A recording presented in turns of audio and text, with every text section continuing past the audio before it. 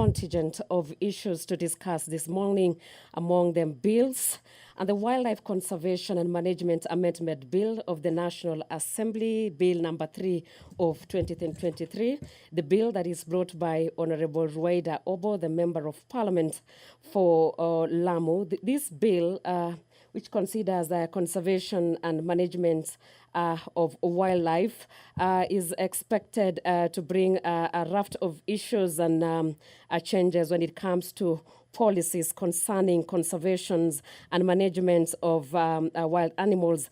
The objective of the bill is to amend the Wildlife Conservation and Management Act, that of number 47 of 2013, in order to include the sharks, the stonefish, and whales and stingrays among the wildlife species. This is in respect of compensation as a result of death and injuries that sometimes are caused by these animals and may be compensated. This bill will ensure that the persons who live along the water bodies in places where water counties and constituencies where it touches the water bodies, who live along water bodies are entitled to the payments of compensations as a result of death and injury from the specified wildlife species. And the bill does not delegate legislative powers, nor does it limit fundamental rights and freedom. The bill also does not concern county governments, that is in terms of Article 109(5) of the Constitution, as it does not contain provisions that affect the functions and maybe powers of the county governments as set out in the 4th schedule of the Constitution. Also, the 4th schedule of the Constitution that also provide the protection of the environment as well as the protections of animals and wildlife as its national government function. The enactment of this bill shall not occasionally add additional expenditure of the public funds. That is the first considerations today on the order paper. And secondly, there is the Parliamentary Pensions Amendment Bill, that of the National Assembly, number 5 of 2023. This is the bill that was brought by Makalu Mulu, the Member of Parliament for Kitui Central. The bill is in its first reading. And the objective of the bill is to amend the Parliamentary Pensions Act, that of CAP 196.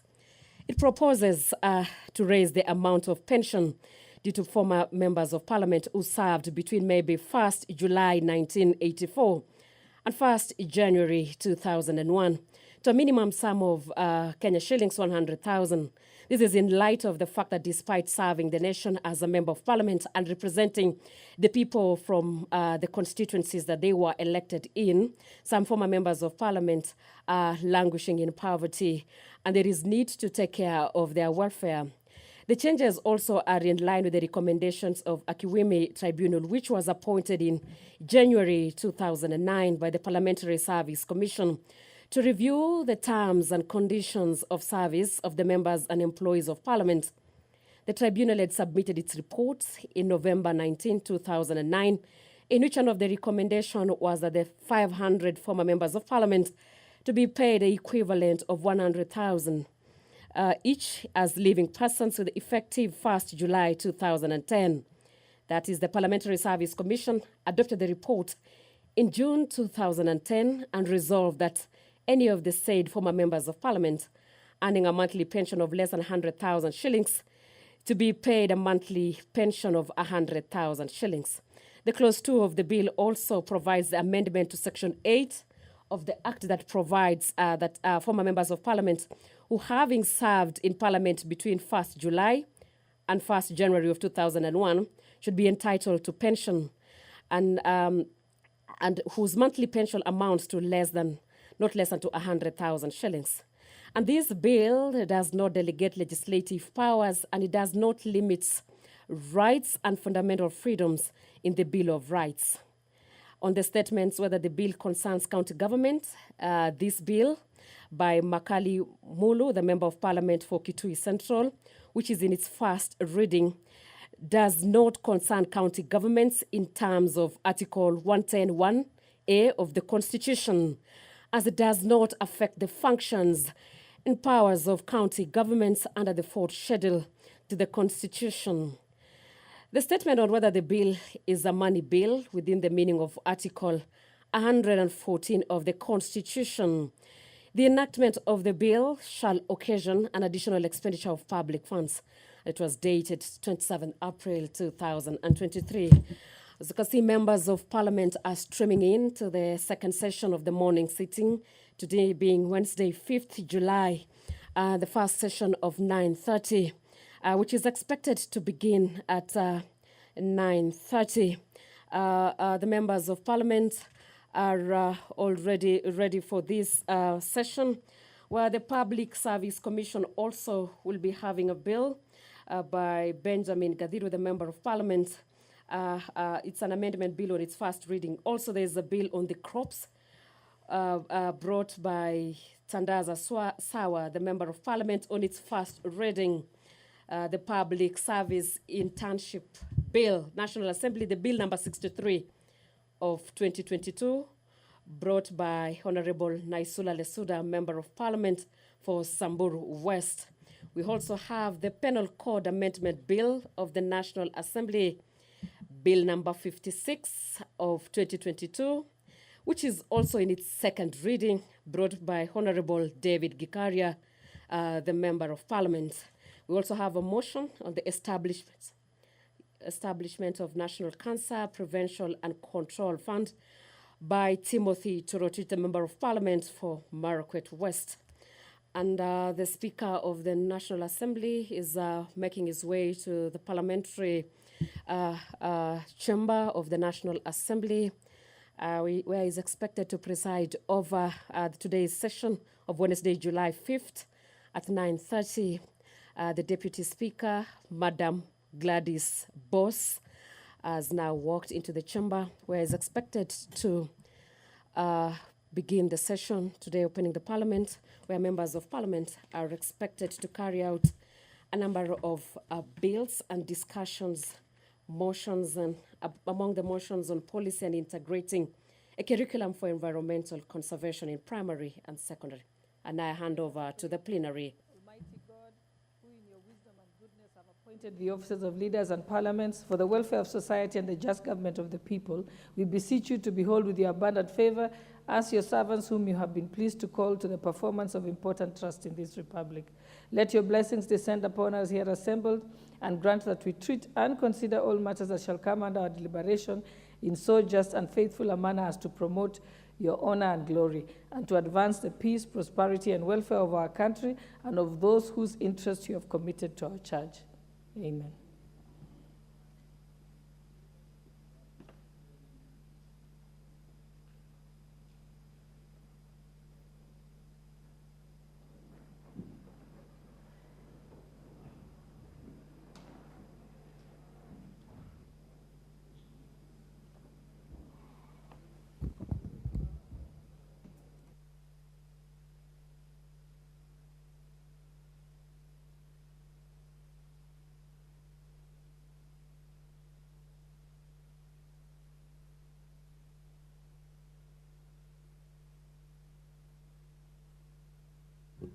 I direct that the bell be rung for 10 minutes.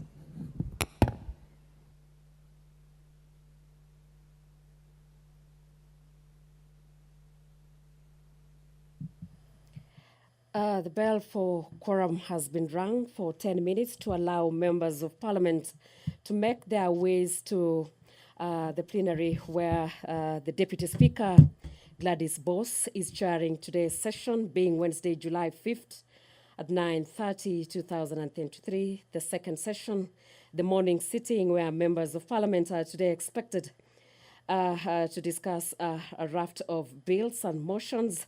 And today on our order paper, we have Lamu West East Member of Parliament, Honorable Rueda Obo, who is has an amendment bill on the wildlife conservation, an amendment bill of the National Assembly number 3 of 2023, which the principal objective of the bill is to amend the Wildlife Conservation and Management Act number 47 of 2013, which seeks to include the sharks, stonefish, whales, and stingrays among the wildlife species in respect with compensation as a result of death and injury may be paid. This bill will ensure that the persons who live along the water bodies are entitled to payments of compensation as a result of death and injury from the specified wildlife species. Also, in whether the statement on the delegation of legislative powers and limitation of fundamental rights and freedoms. The bill does not delegate legislative powers, nor does it limit fundamental rights and freedom. And on statements of how the bill concerns county government, this bill brought by Honorable Ruwaida Obo, the Member of Parliament, on the Wildlife Conservation and Management Amendment Bill of the National Assembly, Bill number 3 of 2023.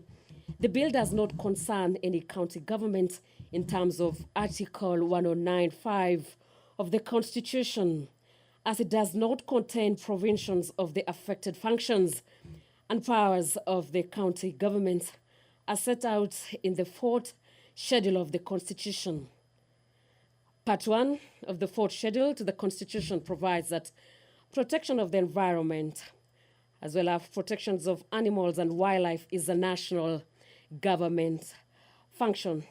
Thus, the bill will not concern the county government in terms of Article 109(5) of the Constitution. Also, if the statement as whether the bill is a money bill within the meaning of Article 114 of the Constitution, the enactment of this bill shall not occasion an additional expenditure of public funds. Also today, the members of Parliament led by Makali Mulu, the Member of Parliament for Kitui Central, as the Parliamentary Pensions Amendment Bill, Bill number 35 of 2023, which is in its first reading on parliamentary pensions. And the primary principal objective of the bill is to amend the Parliamentary Pension Act Cap 196. It proposes to raise the amount of pension due for former members of Parliament who served between 1st July 1984 and 1st January 2001 to a minimum sum of Kenya shillings 100,000. This is in the light of the fact that despite serving the nation, some former members of Parliament are languishing in poverty, and there is need to take care of their welfare. The changes are also in line to the recommendation of the Akiwumi Tribunal, which was appointed in January 2009 by the Parliamentary Service Commission, PSC, which reviews the terms and conditions of service of members of Parliament and employees of Parliament. The tribunal submitted its report in November 12, 2009, in which one of the recommendations was that the 500 former members of Parliament who served representing people from 1984 to 2001 says that the former members of Parliament should at least be awarded 100,000 shillings paid to the equivalent as pensions from 1st July 2010. The Parliamentary Service Commission adopted the report in June 2010 and resolved that any of the said members who served under that period should be entitled to that payment. Also, Clause 2 of the bill provides for the amendment to Section 8 of the Act to provide that former member of Parliament who, having served in Parliament between 1st July 1984 and 1st January 2001 is also entitled to pension, and whose pension amounts not less than to 100,000 and should be entitled to a monthly pension. On whether the statement on delegation of legislative powers and limitation of fundamental rights and freedom. This bill by Makali Mulu, the Member of Parliament for Kitui Central, does not delegate legislative powers, and it does not limit rights and fundamental freedoms in the Bill of Rights. The statement whether the bill concerns that of county government. This bill does not concern county governments in terms of Article 110(1) of the Constitution, as it does not affect any functions or powers of county governments under the 4th schedule to the Constitution. on the statement of whether the bill is a money bill within the meaning of Article 114 of the Constitution. The enactment of this bill shall occasion an additional expenditure of public funds. Also, Honorable David Gikaria, Member of Parliament, is expected to present his bill in second reading, the bill on the National Construction Authority, the Amendment Bill of the National Assembly, number 59 of 2022. There's also the Public Service Internship Bill of the National Assembly, number 63 of 2022, by Honorable Naisula Lesuda, Member of Parliament for Samburu West. Also, the Public Service on the Values and Principles Amendment Bill of National Assembly, number 46 of 2022, brought by Honorable Abdul Dawood, Member of Parliament, which is in second reading, is expected also to be discussed this morning. In the motions, we have the development and implementation of a childcare program for children whose parents are in lawful custody. This is a bill by Honorable Brighton Yegon that it says that where Article 53 of the Constitution provides children, including the right to free and compulsory public education. Further aware that in Section 22 of Persons Deprived of Liberty Act and the Children Care Policy provides for the care of child whose parents is deprived of liberty until the child attains the age of 4 years, recognizing that children above the age of 4 years still require parental support. Further, recognizing that majority of these children often suffer from emotional distress, social stigma, and economic hardship, cognizant of the fact that all children should be accorded a means of maintaining their relationship with their parents, noting that children have restricted economic resources available for their support, in which in turns negatively in their lives.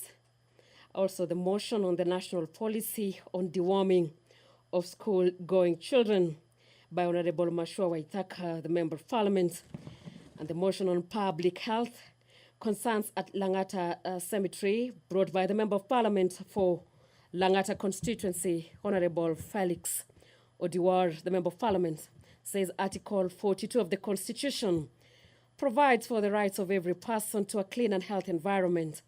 Further aware that Article 69 of the Constitution obligates the state to ensure that sustainable utilization of environment and natural resources, including land, recognizing that the fourth schedule to the Constitution assigns to the national government the functions of land planning, including the general principles of land planning and coordination of planning by the counties, as well as that of matters of health policy.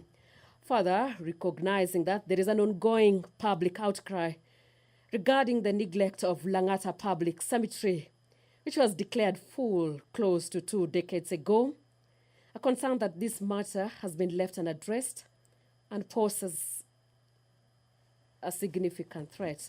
The quorum has been achieved, and I hand over to the plenary. I think we have quorum.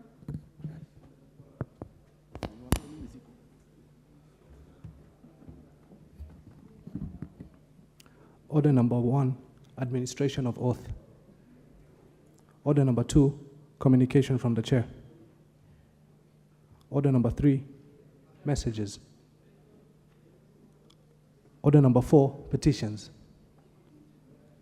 Order number 5, papers. Deputy Majority Leader. Honorable Speaker, I beg to lay the following papers on the table of the House today, Wednesday, 5th July 2023, in the morning sitting. 1. Annual report of the Commission of Administrative Justice for the financial year 2021-2022 from the Commission on Administrative Justice, Office of the Ombudsman. 2. Reports of the Auditor General and financial statements in respect of the following constituencies for the year ended 30th June 2022 and certificates therein.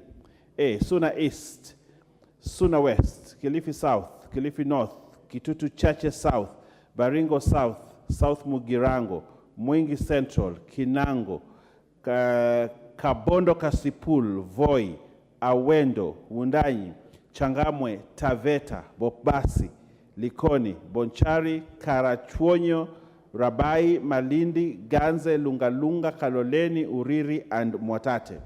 3.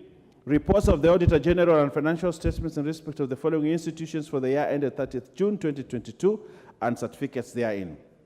A. Kisii University, Turkana University College, Kakrao Technical and Vocational College, Riragia Technical and Vocational College, Omuga Technical and Vocational College, Likoni Technical and Vocational College, Siruti Technical and Vocational College, Awendo, Mawego Technical Training Institute, Ahmed Shahame Muidani Technical Training Institute, Godoma Technical Training Institute, Siala Technical Training Institute, Coast Institute of Technology, Information and Communication Technology Authority, Kenya Ports Authority, and the Human Resource Management Professional Examination Board. I thank you, Honorable Speaker, and I beg to lay.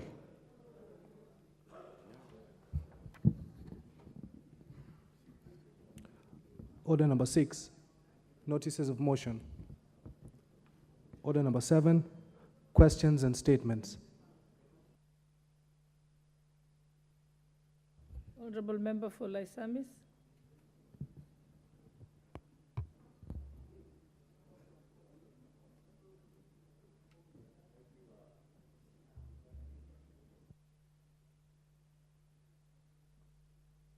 Madam Speaker, I'd like to ask that, being a member of Parliament for Laisamis constituency, I asked the independent electoral... Kindly use the mic next to you. That's not clear enough. Okay. To your right, yes.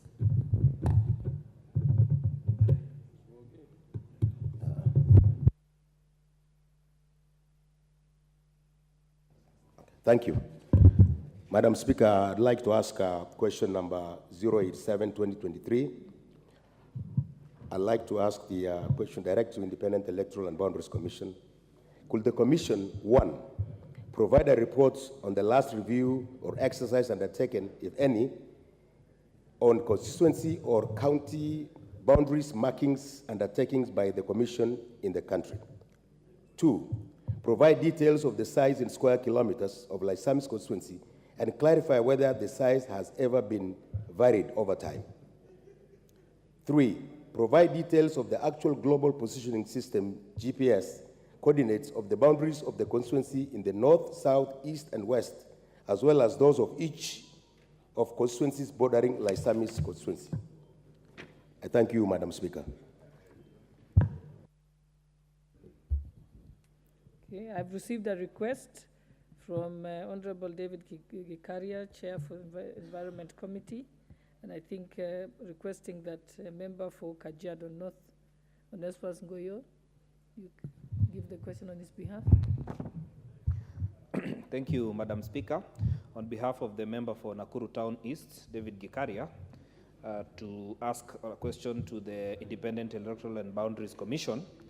Could the Commission, 1, state when it is intending to carry out the exercise of reviewing of constituencies and wards boundaries as stipulated in the Constitution?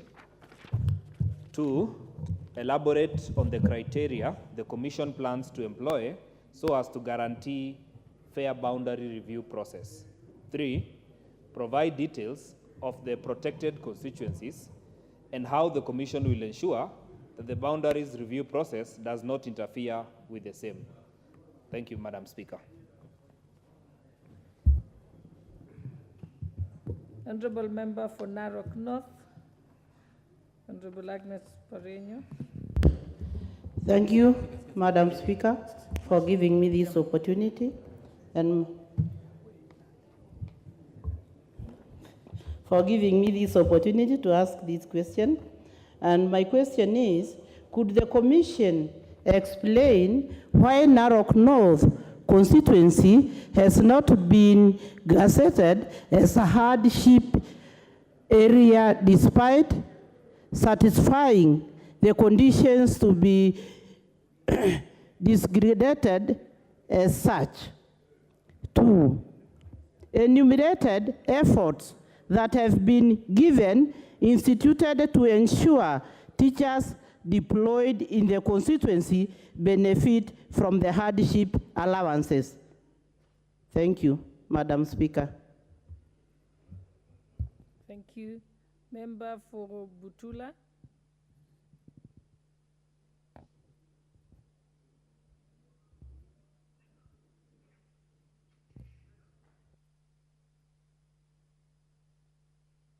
I think he's not present. We can move to the next order.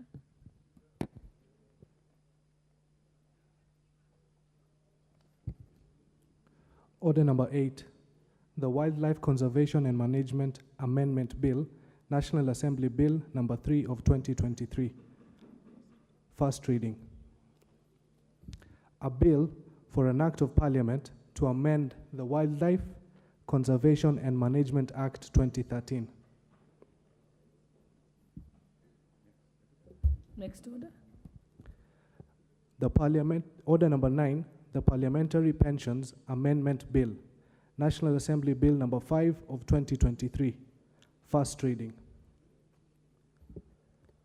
A bill for an act of Parliament to amend the Parliamentary Pensions Act and for connected purposes.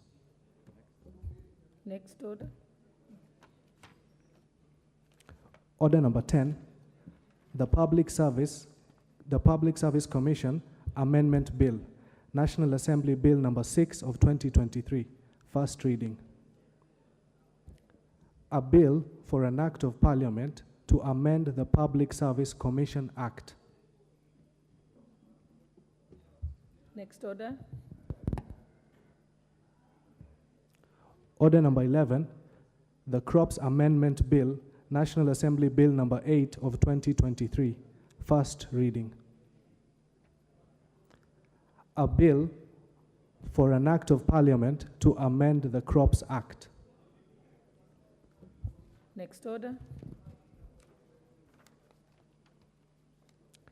Order number 12, the National Government Coordination Amendment Bill, National Assembly Bill number 25 of 2023. First reading. A bill for an act of Parliament to amend the National Government Coordination Act. Next order. Order number 13, motion. Development of a policy and funding for junior secondary schools. I think we had a balance of 2 hours, 50 minutes. So we'll resume debate.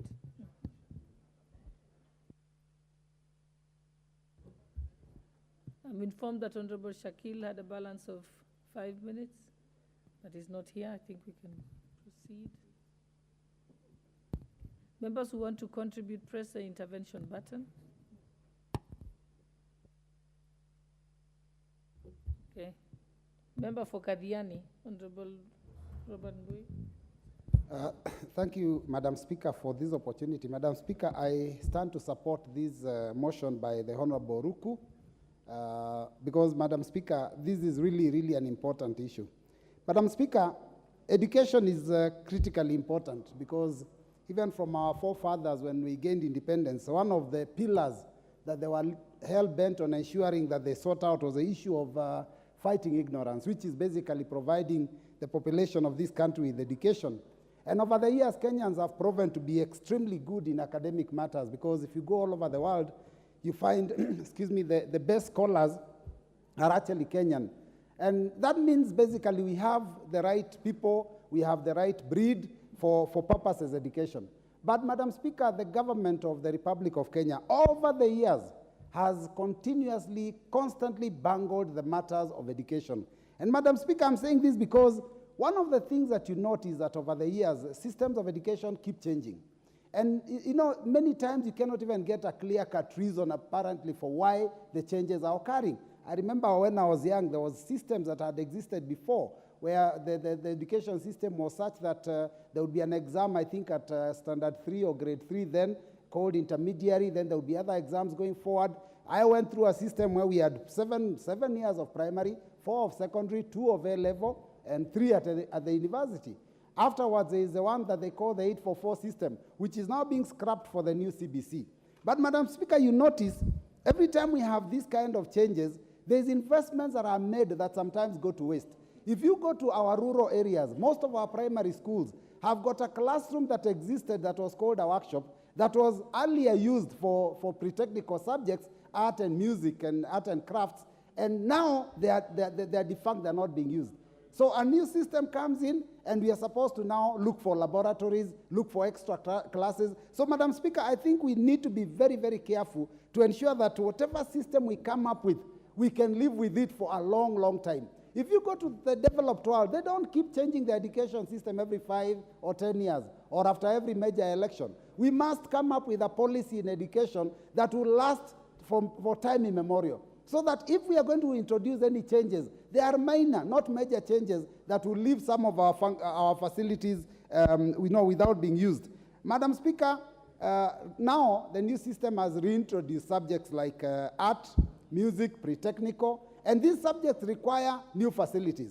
The facilities that were not used for many years had already become voided, and some of them had even been brought down. So, Madam Speaker, it's important that the government does a good job. I want to support the idea of the new education system. I think it's a brilliant idea. The CBC education system is very clear, and it's actually emulating some of the developed countries. But, Madam Speaker, as we emulate that, we must ensure that we do proper planning. And planning for education means that we deal with the issue of curriculum, the issue of staffing, and the issue of funding. Madam Speaker, that is where I feel that as a government, as a country, we have failed. Now, CBC started in 2015 with the PP1.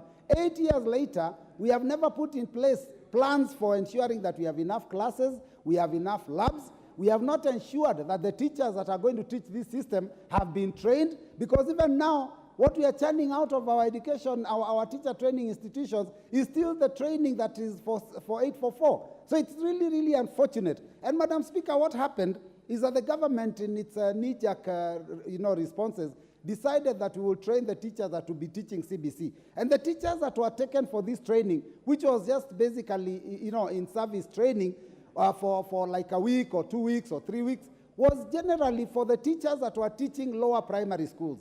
And Madam Speaker, what if the research shows that those teachers that were teaching lower primary schools are mostly the mature lady teachers, female teachers in our rural areas. And when they were taken for training, when they came back, they refused to teach that system and passed it on to the younger generation and told them it is you who can do this training. Unfortunately, that training actually went to waste. And so you find that many of the teachers that are involved, up to now, they don't understand the system. Now, JSS, Madam Speaker, is JSS is a very good concept. But Madam Speaker, there is a very major mess in the manner in which the JSS has been introduced. First, you remember, we were told that the junior secondary schools would be in secondary. And so every secondary school in Kenya was facilitated to put up a classroom. Madam Speaker, those classes up to now, we have very many questions about them because the funding was totally inadequate, and some of them are like a half of a classroom size. But they were built in secondary schools. Later on, another policy comes where we are supposed to do these schools, or rather these schools are supposed to be domiciled now in the primary section. And then there was a decision of which primary schools are the ones that will be allowed to host JSS.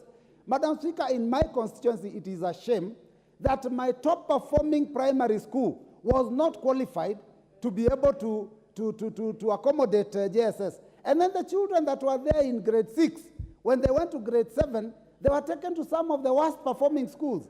And that is really demoralizing to the parents. So, Madam Speaker, I believe that this motion speaks to the heart of the problem that we are facing, and that, Madam Speaker, what we require as a government now is to ensure that the policy is put in place and the facilities are put in place so that every child can be able to continue learning from where they started in primary, finish grade 6, go to grade 7, 8, and 9 within their primary schools, and finish so that they can go to secondary schools. Madam Speaker, it is possible because already every primary school has up to grade 8. So all they require is one extra class, and that is in another year and a half.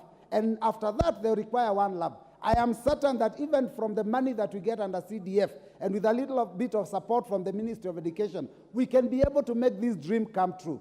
So I want to support, and I want to say that the honorable member thought through properly, and this is something that is worth emulating. That is why the people of Mbeere North have the right leader. Thank you, Madam Speaker.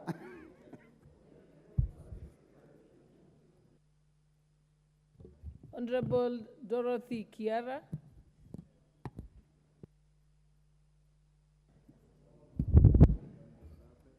Thank you, Madam Speaker. Madam Speaker, I rise to support this very important motion, and I want to thank the member for Mbeere, Honorable Rocco, for bringing up this very, very important item for discussion in this House. Honorable Speaker, the Constitution recognizes education for all children as a basic right, and the government of Kenya is no exceptional, that it is mandated to provide free compulsory education to all students. Honorable Speaker, developing of a policy and funding for junior secondary school is a key component of this very important program that the government has embarked on, because competence-based curriculum is a curriculum that we want to say as a country it must succeed. Honorable Speaker, it is very disheartening for us to go around the schools as it stands today when we realize that these schools are poorly equipped.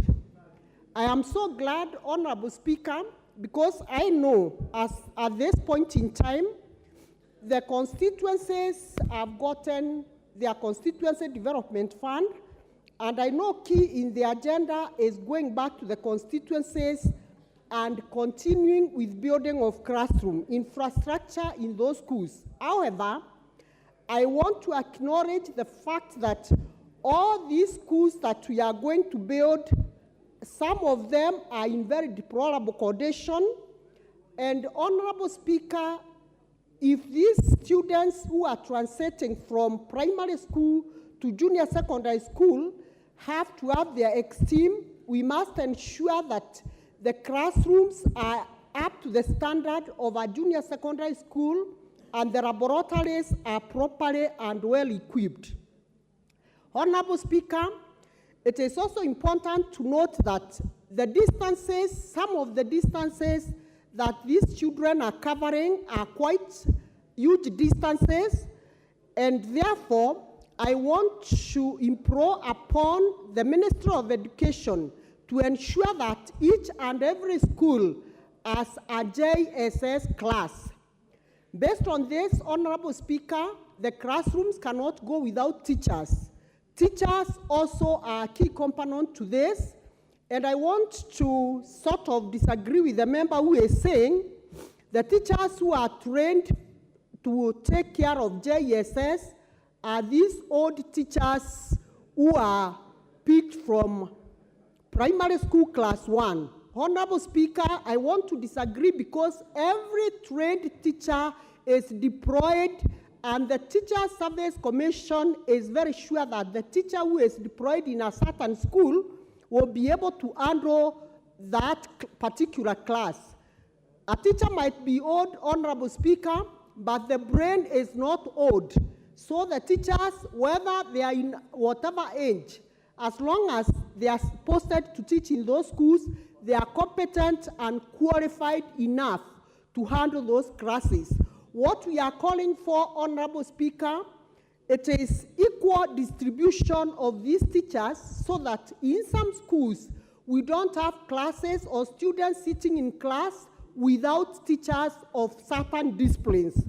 Honorable Speaker, I also want to challenge the Ministry of Education, because as we sit here today, Honorable Speaker, every day when I look at the news item, the managers of these schools, the head teachers and the principals, they are crying because capitation is never availed on time. Honorable Speaker, this is a serious setback on the education standards of our children because our school managers are torn in between the policy that the Ministry of Education has given and the stern warning that they keep giving teachers that don't send any student out of class. Honorable Speaker, I want the Ministry of Education to stand up and be counted because teachers cannot be given students without food, without anything, without books. And yet, every day there are warnings that teachers should not send students out of school. Honorable Speaker, we are in a time where even the parents are going through a very difficult moment. We know this country is grappling with the issues of money, Honorable Speaker, and we don't want to see situations where students are sent back to their parents. Honorable Speaker, I want to support this very important motion because the only way we can be able to handle, the only way we can be able to add this government accountable is ensuring that we develop a policy and funding for this junior secondary school so that it succeeds.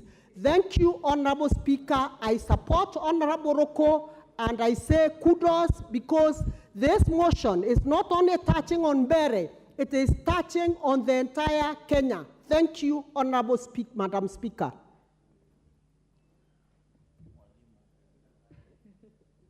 Honorable Member for Baringo North, Honorable Joseph Makila. Thank you, Madam Speaker. I rise to support this motion on development of our policy and funding framework for our junior secondary schools. Madam Speaker, having been a teacher for many years, there is need and it is proper as per this motion to ensure that the junior secondary schools curriculum and operationalization be anchored in law in the Education Act 2012 by actually amending to capture the spirit of the junior secondary schools. Madam Speaker, we have a curriculum for junior secondary schools that has not been properly developed because at the moment, Madam Speaker, in all our schools throughout the Republic of Kenya, there are one teacher against 13 subjects. And what has been happening is a local arrangement between the primary school teachers who are in that school and that teacher that was employed to actually cover up the syllabus in hook and crook to ensure that learners are actually engaged. But in real sense, Madam Speaker, and having passed a budget that included funds to employ more teachers for JSS classrooms, it is therefore evident that there is need to concretize the junior secondary schools in all our primary schools throughout the Republic of Kenya. Madam Speaker, you will realize that from next year, primary will run all the way to class 6. So we have extra 2 classrooms per school, those who have been up to standard 8. It means there is need to increase an extra classroom in every primary school to ensure that once the students reach grade 9, they have a space in all our primary schools throughout the Republic of Kenya to capture the 3 classrooms for JSS, because that will be the highest level of JSS is at grade 9.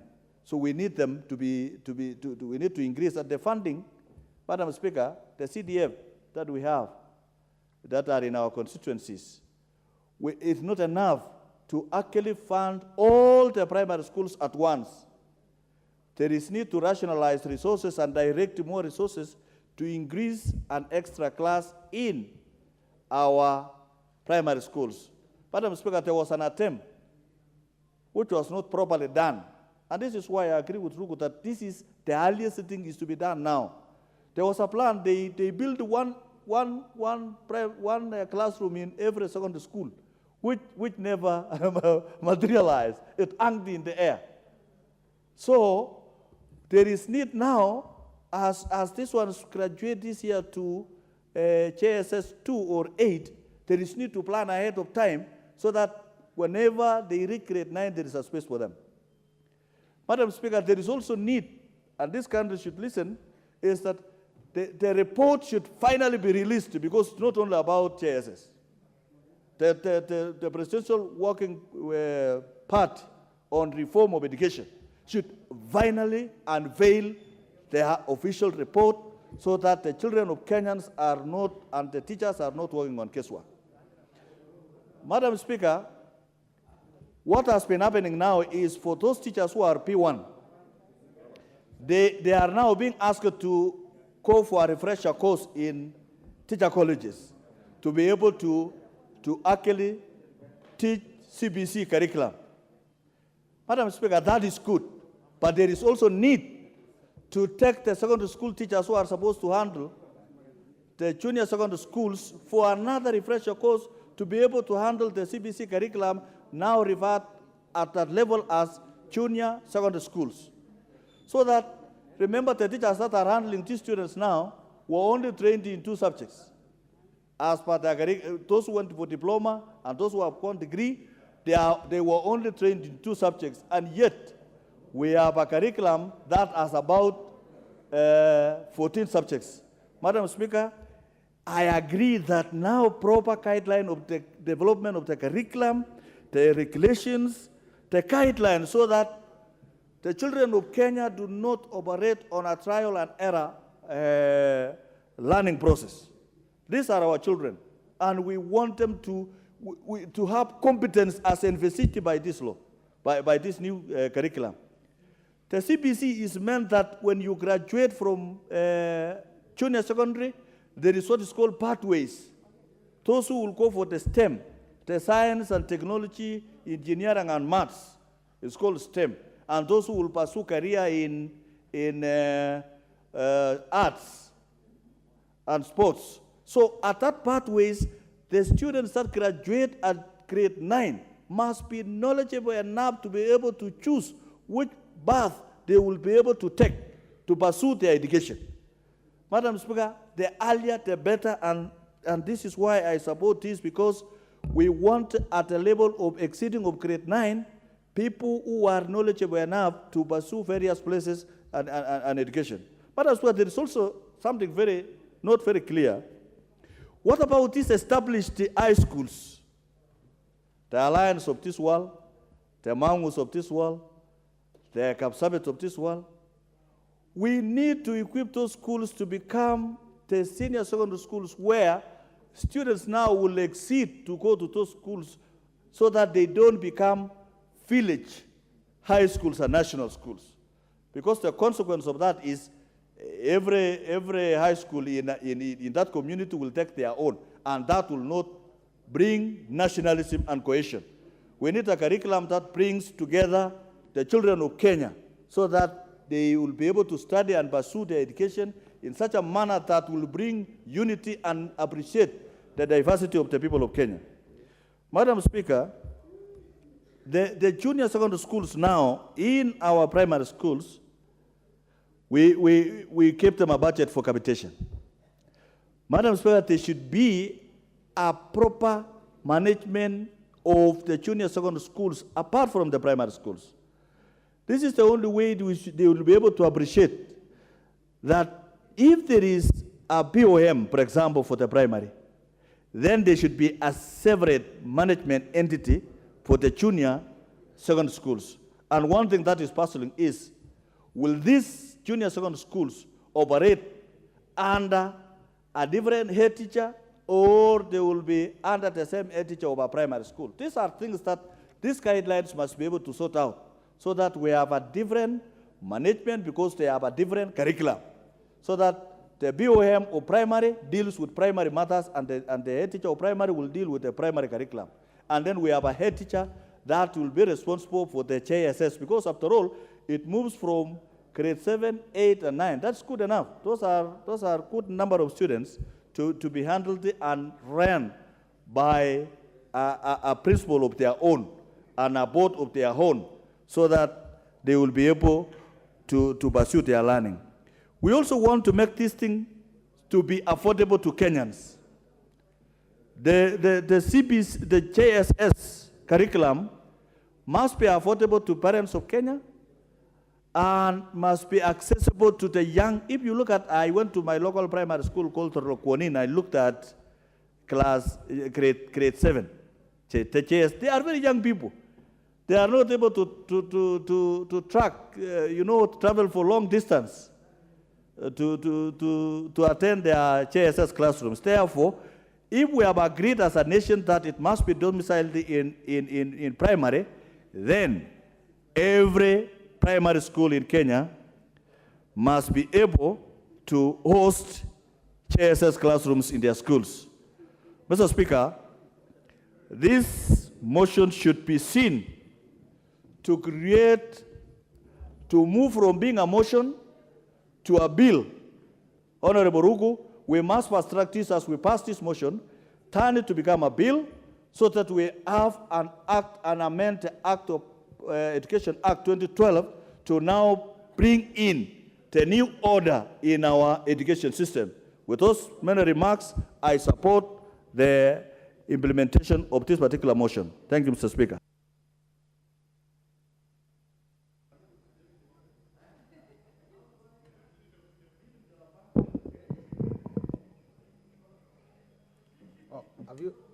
Oh, sorry. That's your chance to speak. Sorry, I didn't hear that, Mr. Speaker. Mr. Speaker, I also stand to support this motion by my friend, Honorable Ruku. And it is very interesting, Mr. Speaker. The mover of the motion is asking us to urgently develop a comprehensive secondary school policy on JSS. And secondly, to develop a clear implementation framework. And I was having a chat, Mr. Speaker, with my good friend, Dr. Nyekal, whose idea I quickly borrowed, that actually while we support Honorable Ruku, it must be noticed here that actually we are doing something which we ought to have done long ago. Because, as he says himself, and if I borrow his words, how do you have visitors come to your house and then you start preparing for them? I mean, we should have prepared this thing long, long ago. But now that we didn't do it, I think it is very good that we start this implementation. When I look at this house, Mr. Speaker, I see two categories of people. I see people like myself who went to 7 years of secondary school, 7 years of primary school, 4 years of secondary, 2 years of high school, and 3 years of university. And Mr. Speaker, that is the same education that the people in the United Kingdom who gave us the education go through. Those are the ones that the neighboring Uganda go through. But, and I think myself, I always look at myself and I say, I'm very well educated. If I can just add another master's, I'll be like everybody else who is going to school nowadays.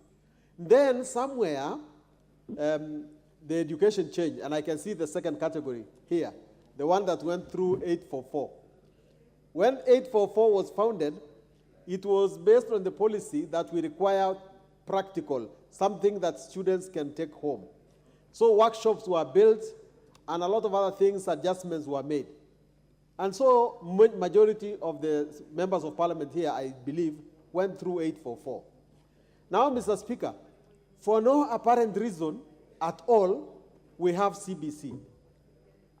And I think myself, and I don't know whether this would be outrageous, but I think it is time we put our education policy, our education system in the Constitution so that it does not change like the weather. Another government will come. We in Kenya are very, very good at something called benchmarking. Sometimes one of you might go to Papua New Guinea and see something good there, and you come and tell the whole country, we are changing like Papua New Guinea.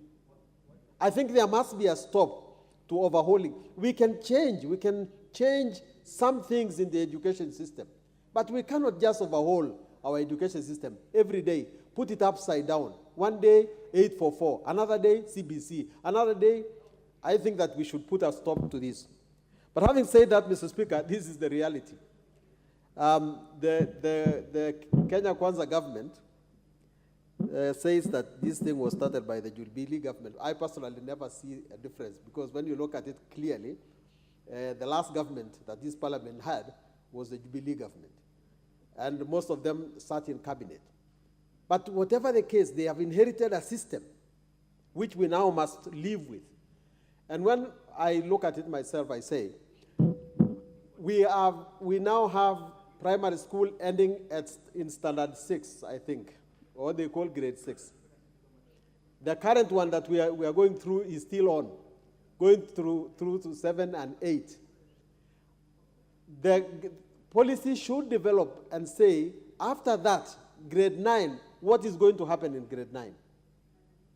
So we have to prepare and look ahead so that we don't again get kids getting to grade 9 who have come from JSS and we don't know what is going to happen to them. Now here is a question of teachers.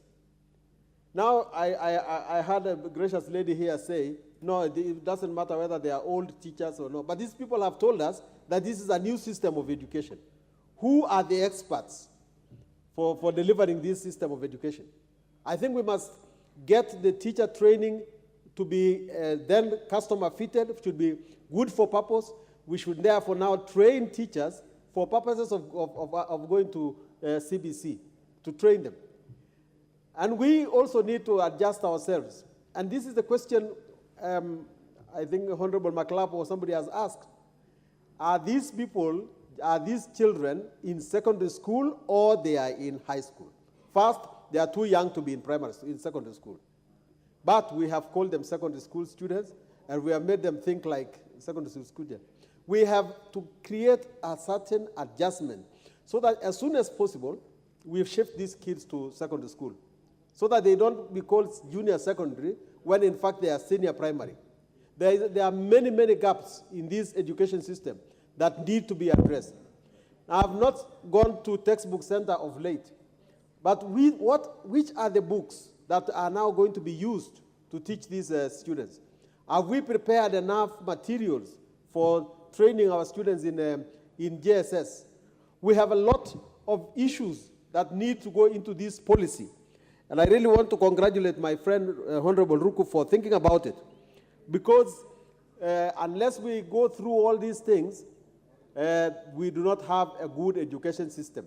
And then lastly, I just want to say that the position of CDF is acknowledged in this matter. I know that the ministry sends capitation. Personally, I think the ministry must develop a way of monitoring how capitation works. Because the teachers are receiving capitation, but when you go to them, they say, Mheshimiwa, tusaidie kununua desk, tusaidie kununua hii. Who, where, what exactly is capitation being used for? The CDF money that has been sent to constituencies has done a lot in this 1 year. Does capitation also do development? Can we be able to have a good explanation of how it works? Mr. Speaker, sir, I beg to support.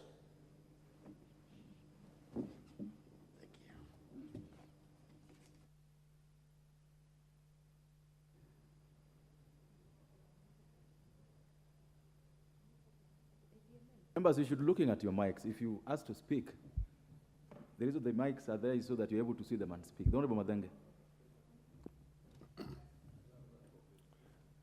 Thank you, Honorable Speaker. I stand to support the motion by Honorable Ruku on the policy on JSS. It is important, Honorable Speaker, that this country starts to take the education of our children much more seriously than is happening today. Honorable Speaker, what we find is that despite the CBC program having started literally 7 years ago, when it was time for junior secondary, we started learning around helter-skelter like a country that did not know that this date was coming. And even now, with the patchwork that allowed us to commence JSS in the primary schools, you find that we have again gone back and we are sitting on our laurels, not knowing what will happen by the time the next 2 years are over and it's time for our kids to join senior secondary. More importantly, is that nobody in this country, including the mandarins at the Ministry of Education, can give a clear, coherent roadmap on exactly what we are doing at junior secondary. And it is important, Honorable Speaker, that we do not fail our children. We've been speaking of a lost generation that has disappeared into alcohol and drug abuse. We are preparing at this space another lost generation that is pursuing JSS unless we can put our acts together. Honorable Speaker, a lot of the JSS children, despite the hardships that are there, have not even been able to coherently and consistently attend school because the new JSS came with a new set of uniforms, new requirements for desks and chairs and books that parents had not been prepared for. And therefore it is important that this motion is taken very, very seriously by this House and the Ministry in terms of restoring order in our education system. Honorable Speaker, the current grading system at Form 4, Kenya Certificate of Secondary Education, is producing a wasted number of our young people in this country. Because when we analyze the KCSE performance, we find that barely 20% of our Form 4 students may attain the minimum university entrance grade. After that, another 28% attain the diploma college's admission grade. And therefore, we have about 15% of our school leavers at Form 4 competing for certificate and craft courses. And Honorable Speaker, the tragedy of this country is when we find that even a voluntary service like NYS requires our graduates to have a D plane at Form 4. What are we telling our young people in this country as legislators and leaders in terms of the plan we have for their future?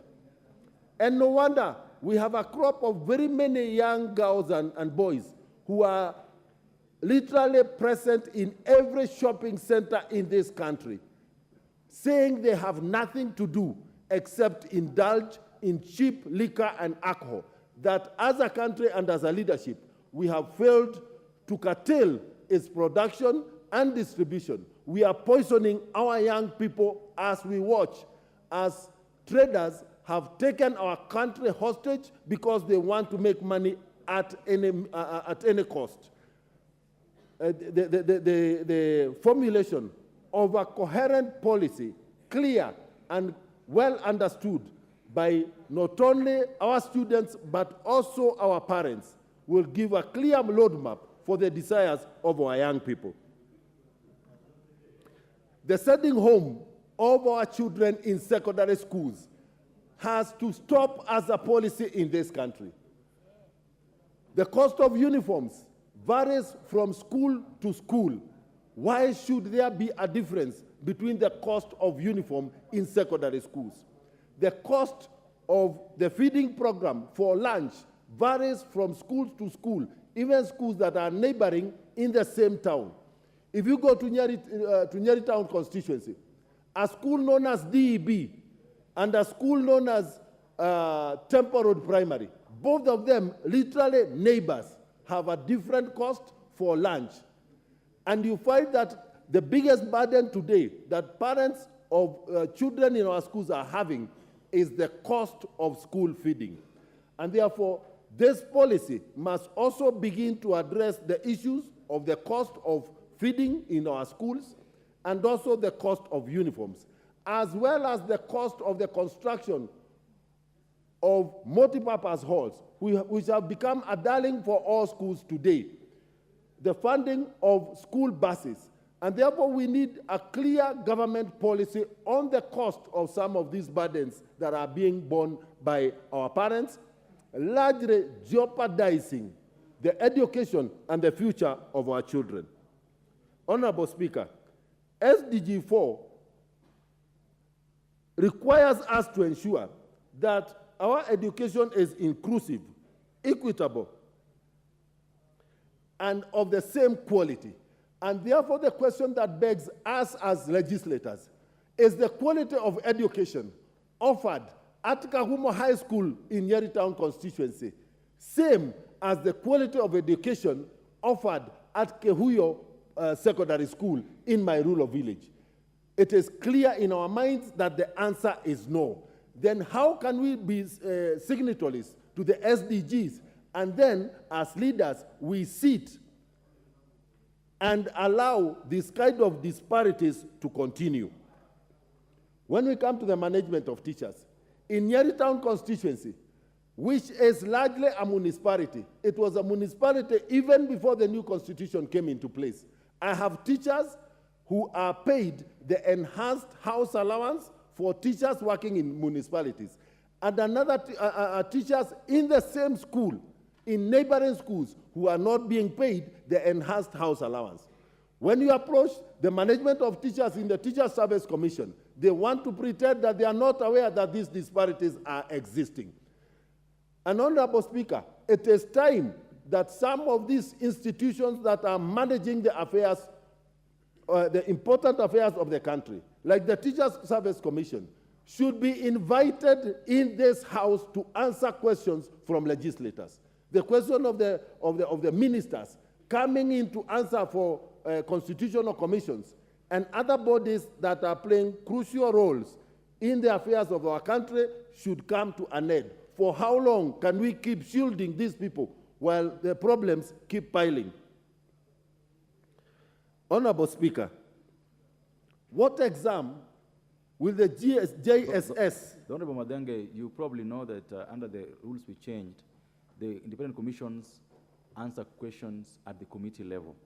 Like all the commissions in this country is supposed to take their questions to the relevant committees. Honorable Speaker, I am well guided. However, if all of us have an interest in when the Teacher Service Commission is appearing before the 15 members of the Education Committee, I am sure if this was opened for us as friends of the committee, the members here would overwhelm the membership of the committee. And that is a weakness sometimes in our system that we need to be alive to and get to address. Honorable Speaker, in ending, what exam will the junior secondary students sit at the end of their 3 years? And how is that exam going to impact their advancement into senior secondary? Honorable Speaker, I support this motion. And Honorable Loko, this could not have come at a better time. Thank you, Honorable Speaker. Thank you. Member for Sirisia. Thank you very much, Honorable Speaker, for giving me a chance also to contribute on this important motion. Honorable Speaker, education is the key of everything all over the world. And Honorable Speaker, I want to thank the member who has brought this very important motion for discussion.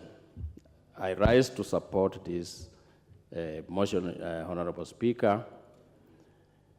Honorable Speaker, when I speak about CPC, Honorable Speaker, I think our constitution sometimes lapses because it has not been anchored very well in the constitution, Honorable Speaker, because every minister who is appointed, especially in the Ministry of Education, he wants to make changes on his or her own decision as he or she feels. Right when you check from 844, even from during Moi's time, Honorable Speaker. There have been many changes on this curriculum every time. And this has affected our children. This has affected our parents. Like now we say that education in Kenya is free primary education. But CPC has made it more expensive to the parents than before. So you can say that there's no free primary education in Kenya, Honorable Speaker, just because the Principal Secretary visited another country and copied from there, and he made sure that it works in Kenya. It is working either, but it's not working very well, Honorable Speaker. And that is why every member has his or her own thinking negatively about the CPC. There are no teachers, like where we come from, in the rural constituencies where we come from. There are no teachers. If indeed they wanted a change, could change in the curriculum, Honorable Speaker, we cannot come up with the junior secondary school and again it remain domicile in the primary school. And with only one teacher, either with the 8 students, that means that the ministry was not ready, the DSC was not ready to post the teachers to teach that the new class that has been promoted from primary, and then it remains again there with no teachers. So the government must do something. One, to remove school fees, paying a lot of money, and again the practicals which they do, Honorable Speaker. They send children to bring chicken to school, to slaughter for practicals. If it is a class has 100 children, it means they are taking 100 chicken to school, Honorable Speaker, for slaughter, to make teachers feel fat, enjoy eating chicken from parents. Honorable Speaker, I want the members to dig in properly about this CPC to see actually if it is helping us as a country, in the education sector or not. Thank you, Honorable Speaker. I support.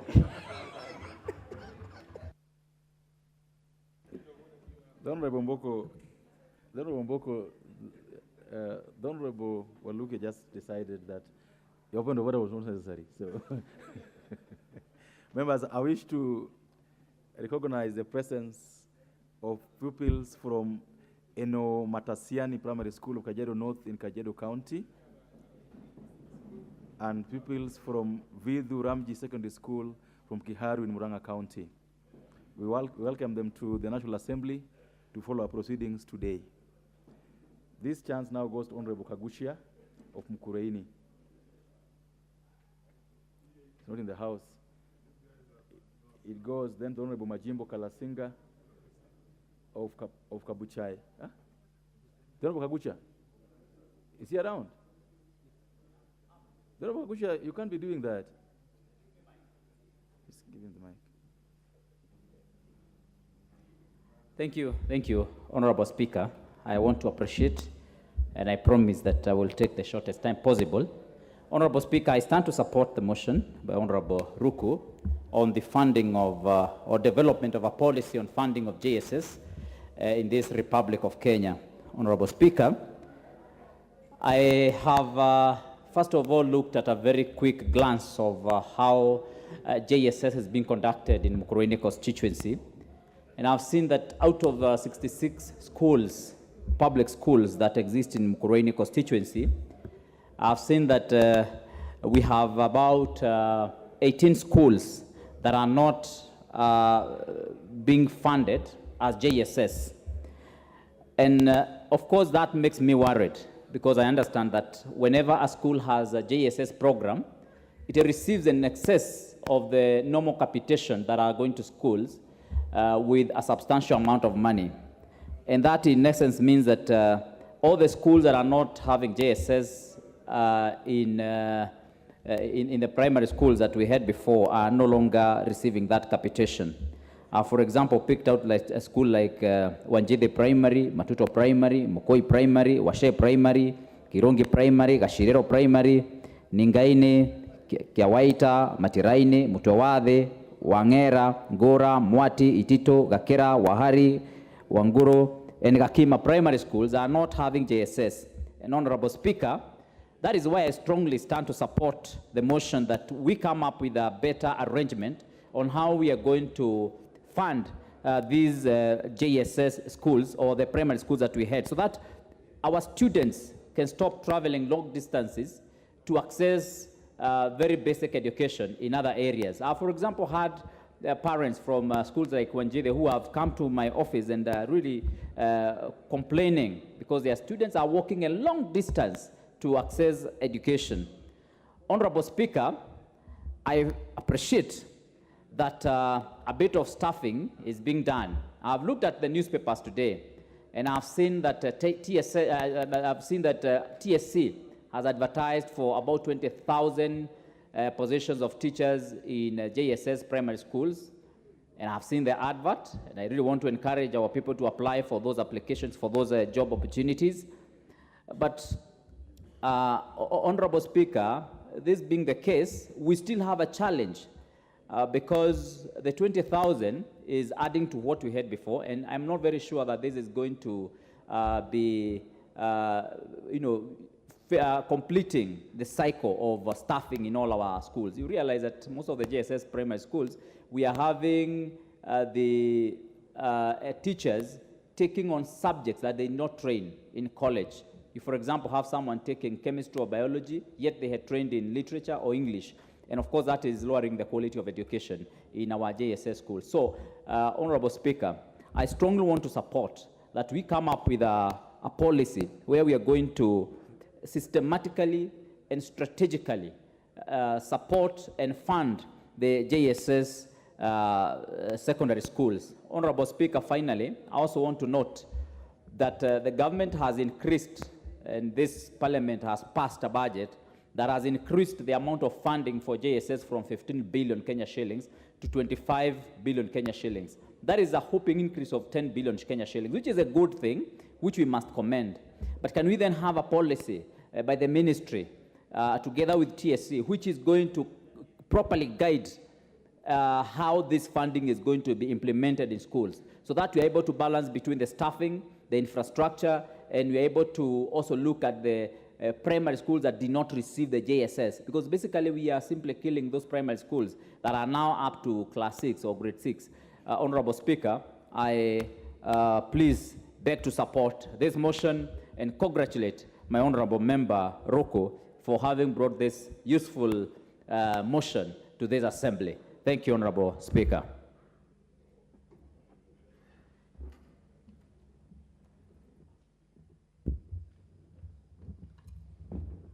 I presume it is me.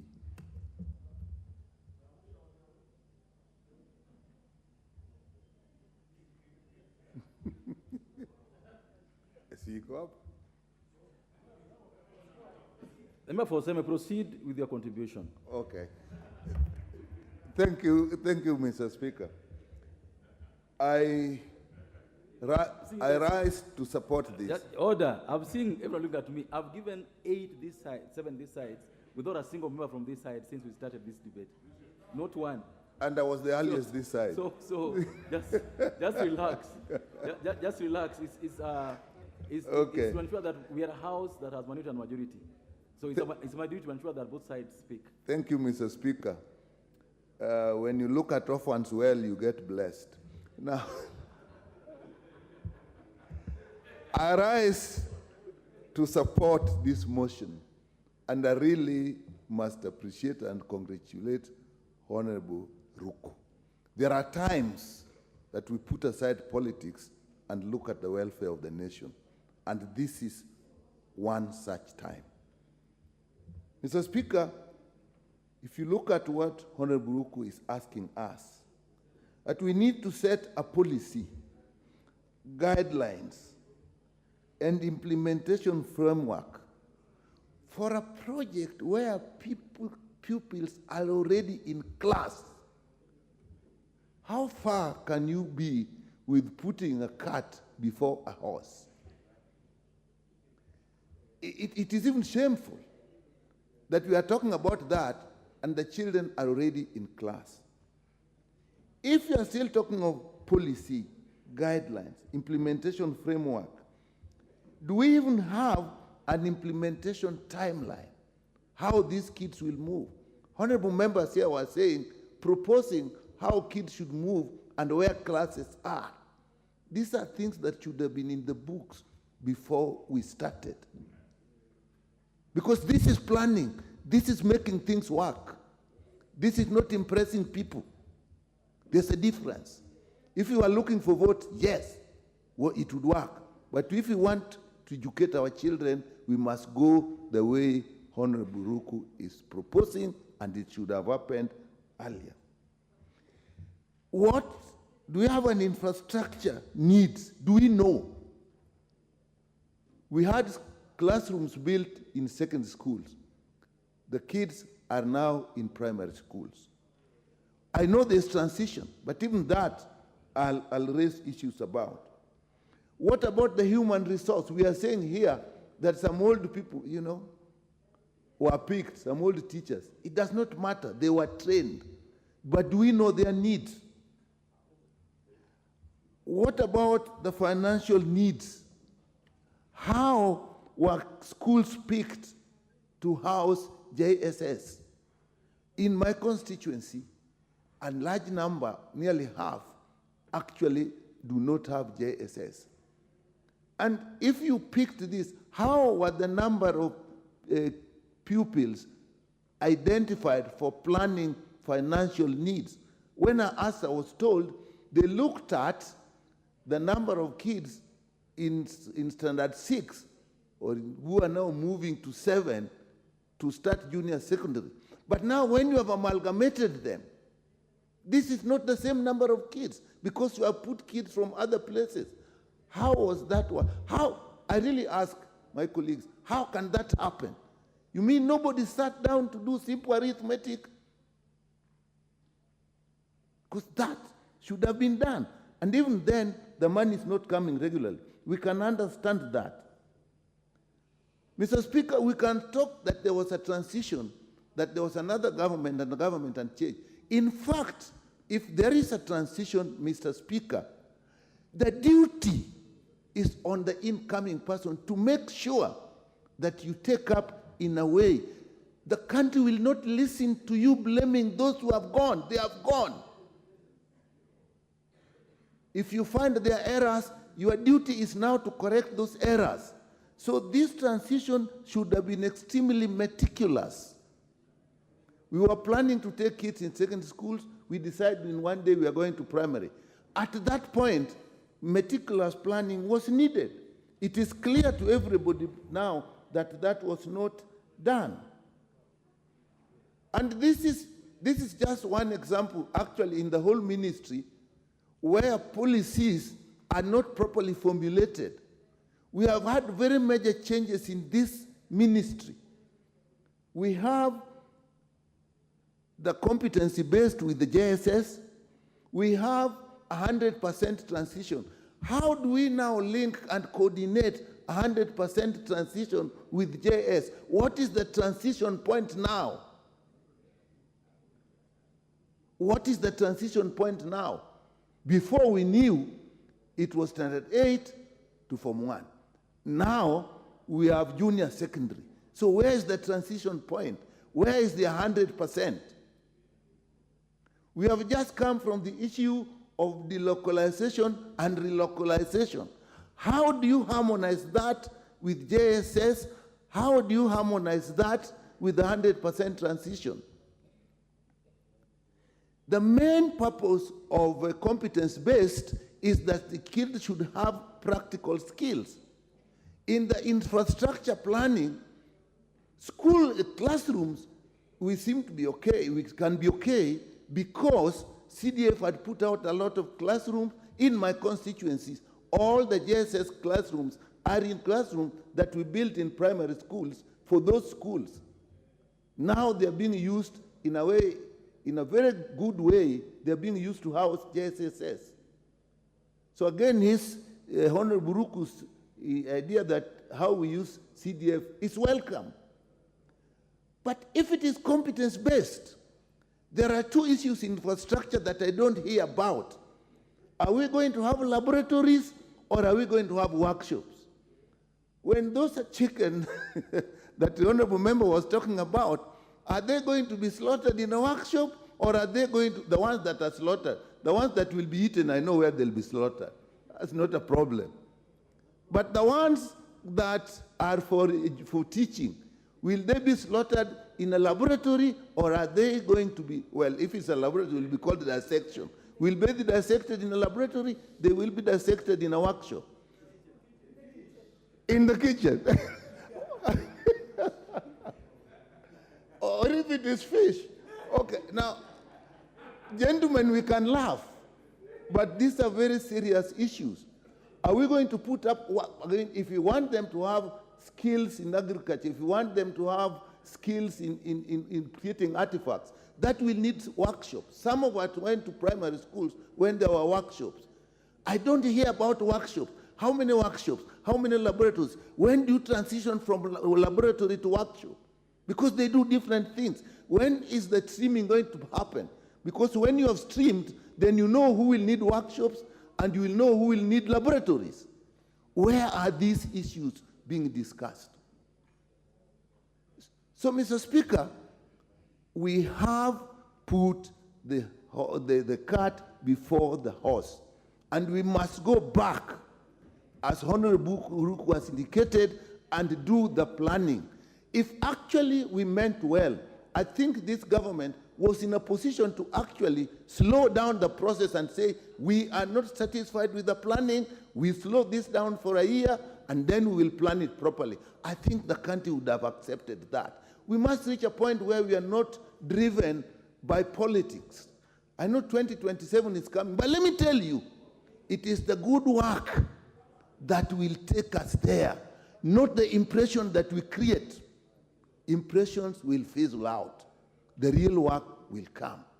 So let's go back and do this, even if you are doing it late. It is better late than never. Let's go and look at our kids. Mr. Speaker, I support this.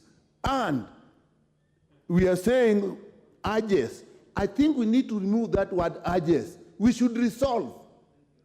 We should amend to resolve. Urges means they may or may not, but we want them to do.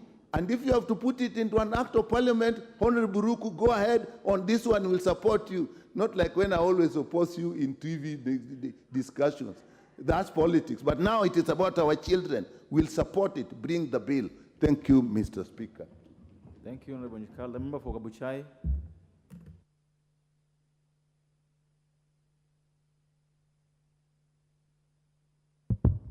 Thank you very much, Honorable Speaker. Honorable Speaker, I think Honorable Ruku, Member of Parliament from Bere North, has done a very good job. We have a lot of issues that this bill will address, Mr. Speaker. We want it to address several issues. And Mr. Speaker, if we have to go even back and see, if we have to address the confusion that was placed last year, Mr. Speaker, when even CBC classes were built in secondary schools. Not only that, Mr. Speaker, even the contractors who did this job, up to date as I speak, Mr. Speaker, have not been paid. The contractors, Mr. Speaker, are being auctioned. They did a job for government, they were never paid, and I don't know when they will pay this, Mr. Speaker. Mr. Speaker, if you look at this one, public primary schools, Mr. Speaker, cannot afford the expense aspect of these JSS. Mr. Speaker, yesterday, I was speaking to my daughter, who said that in their school they require 8,000 for home science. To me as a member of parliament, it's no problem, Mr. Speaker. But what of that child of a border in a Kitumba primary school, where he cannot manage that amount? Mr. Speaker, as Honorable Nyikala said, I want now to agree in totality that this program was started before the policy. I wish Honorable Ruku was there before CBC was put in place. Thank you very much, Honorable Ruku, for thinking ahead, though late, but with this policy, we can change things for the betterment of our nation. This is the time where we are bringing heads together. Last week, Mr. Speaker, I was at home. We were having secondary schools, games and sports. Mr. Speaker, there is a confusion. Junior secondary schools, students cannot play in secondary school games. Neither can they compete in primary schools. Mr. Speaker, they are standing between. If they play in secondary school games, the junior ones mock them. You are supposed to be in second. We must place the right things first. I was wondering, Mr. Speaker, but now that it has come here for address, let us give this thing first priority. As I support this, Mr. Speaker, let us give it a first priority. Also, let's look at some schools that cannot manage. If this JSS was expensive enough and government had not planned for it, it would have waited. It would have looked first for money. So, Speaker, if you come and see some of the facilities, we have very good private schools, Mr. Speaker. Private schools have the best laboratories, they have good libraries, and Mr. Speaker, they are getting a due advantage ahead of the public schools. What are we going to do? So, Speaker, if you tell us that they will be sitting for exams during grade 9, what are we putting in place so that these exams reflect a transition that is proper from now junior secondary to senior secondary? If I were asked before, Mr. Speaker, I wouldn't have named the junior secondary. I would have named the senior primary.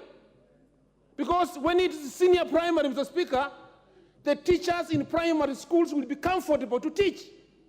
You know very well, Mr. Speaker, that teachers are given, they are given guidelines. The policy does not allow a primary school teacher to teach in a secondary school. But as I talk today in Sikusi Primary School and Namilama, Mr. Speaker, teachers handling junior secondary schools are only 2 or 1, handling 18 subjects, Mr. Speaker. What did we do? Honorable Ruku has brought well this so that we discuss properly. We iron out things that we don't have and do it in good faith and put these things ahead so that should we move out of this thing, move out together and do it things properly, Mr. Speaker. Mr. Speaker, as I speak here, when I was looking for votes in Kabuchai constituency, we were saying that the moment we take over this office, we shall remove CBC because it was expensive. Parents were not managing. But now, even with the more expensive life, Mr. Speaker, we need the government to totally take over the expense aspect, so that parents cannot be missed, some students cannot miss classes because of this, Mr. Speaker. So, Speaker, all along, I've moved around here, and how I wish that the people of Mbere who elected Honorable Ruku repeat again and elect him again, Mr. Speaker. Thank you as I support this for the correct of this nation, Mr. Speaker. Thank you very much, Mr. Speaker.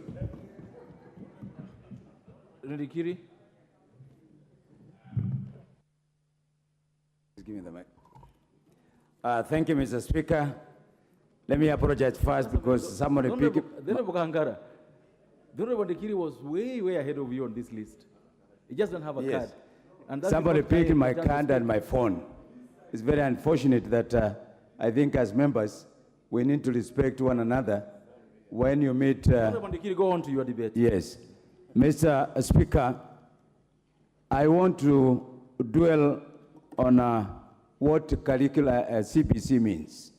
It has 7 core competencies, because I think that's where we're having a problem. The first is communication and collaboration. The second is critical thinking and problem solving. The third is creativity and imagination. The fifth is citizenship, digital literacy, learning to learn.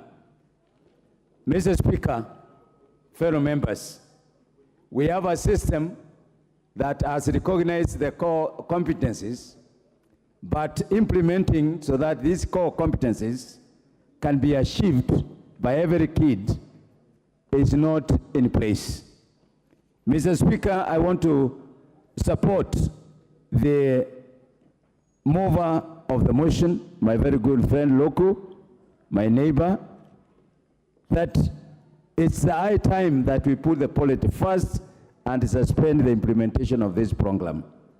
Mr. Speaker, we are talking about increasing competency in terms of creativity and innovation. But Mr. Speaker, you realize that the environment that we have put our kids is not conducive for creativity. Mr. Speaker, we haven't put the element of digital literacy because we have no laboratories, we have no computers, etc., etc. Mr. Speaker, we have no facilities to encourage the learner to learn more. Why? Because we lack the basic infrastructure. For example, I see demonstration on swimming in many schools. Surely, this is learning to learn. Swimming on sand, swimming on concrete, and yet we are saying we are impacting competencies to our children. I think we are condemning our children than making them become good citizens. What I know, the only thing that this CBC promote is singing and dancing and the national anthem. There's nothing else that I see. Mr. Speaker, these schools lack infrastructure. These schools lack textbooks. Honorable Meli, what's out of order? Thank you, Mr. Speaker. Mr. Speaker, is it in order for Honorable Ruku and Honorable Ndikiri to really mislead the House that the only thing the kids are doing in CBC, yet he had actually outlined very well about the qualities and the competencies of the CBC, critical thinking and all the rest. Meli, what I was listening to he's out of order because he's misleading the House. Order, Honorable Meli. Yes. What he has said is that the only thing he sees are those ones. But what so you can't claim to be seeing for him. but he's actually misleading the House, Honorable. Mr. Speaker, it's very unfortunate for the chairman of education not to be attentive and to be hearing things from his own corners. Very unfortunate, because you are the one who is supposed to be solving these problems. Now it has been brought by Mr. Roko. Please accept to be told where you have failed. Mr. Speaker, we have no textbooks. How are we going to impact good knowledge about competencies on learning how to learn? Mr. Speaker, this program was rushed. Why? Because the curriculum was not well thought of. The only thing they have come up with, yes, the core competencies. But now, Mr. Speaker, if we lack classrooms, workshops, playing grounds, what are we going to impact to our children? Mr. Speaker, the expenditure for the CBC, as determined, is supposed to be 15,000 per kid. Mr. Speaker, this has not been distributed to the schools.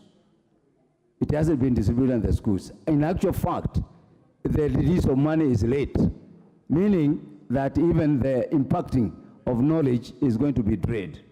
Mr. Speaker, this system does not create opportunity for people with special needs. And this is one of the failures of education in this country.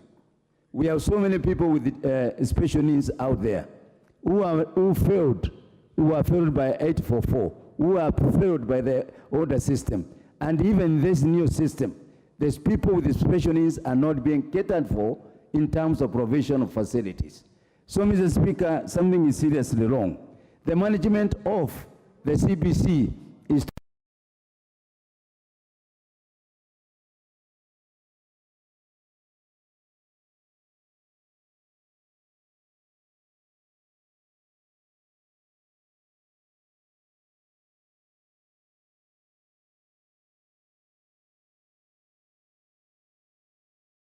we are condemning our parents. Many of them are very poor. We are telling them to provide equipment that the government is supposed to be providing. In actual fact, at the end of the day, you are going to find that parents are the ones that are going to be providing more than the government. 15,000 shillings per kid is not enough, it's not adequate. So you find the burden is going to be borne by the poor parents. Mr. Speaker, I find this system not working. It is not going to work. It's going to benefit a few who are going through the private institutions. Otherwise, we are going to continue creating disparities. Mr. Speaker, let's take, for example, my constituency has 87 primary schools. Out of those 87, 17 have been condemned that they cannot host junior secondary. Why? Because they are told they are less than 35. These children are forced to walk for 10 kilometers away from their school, meaning the government in its policy has become discriminative, because you can imagine a kid walking for 10 kilometers, just because the school does not have 35 pupils in the school. So, Mr. Speaker, I support the activity. I support the motion that has been brought up by Mr. Luku, and say this: it is time. Education is the only thing that is going to bring everybody together, equality. But with this system, I doubt whether it is going to do. I thank you, Mr. Speaker. Thank you. The member for Kitui South.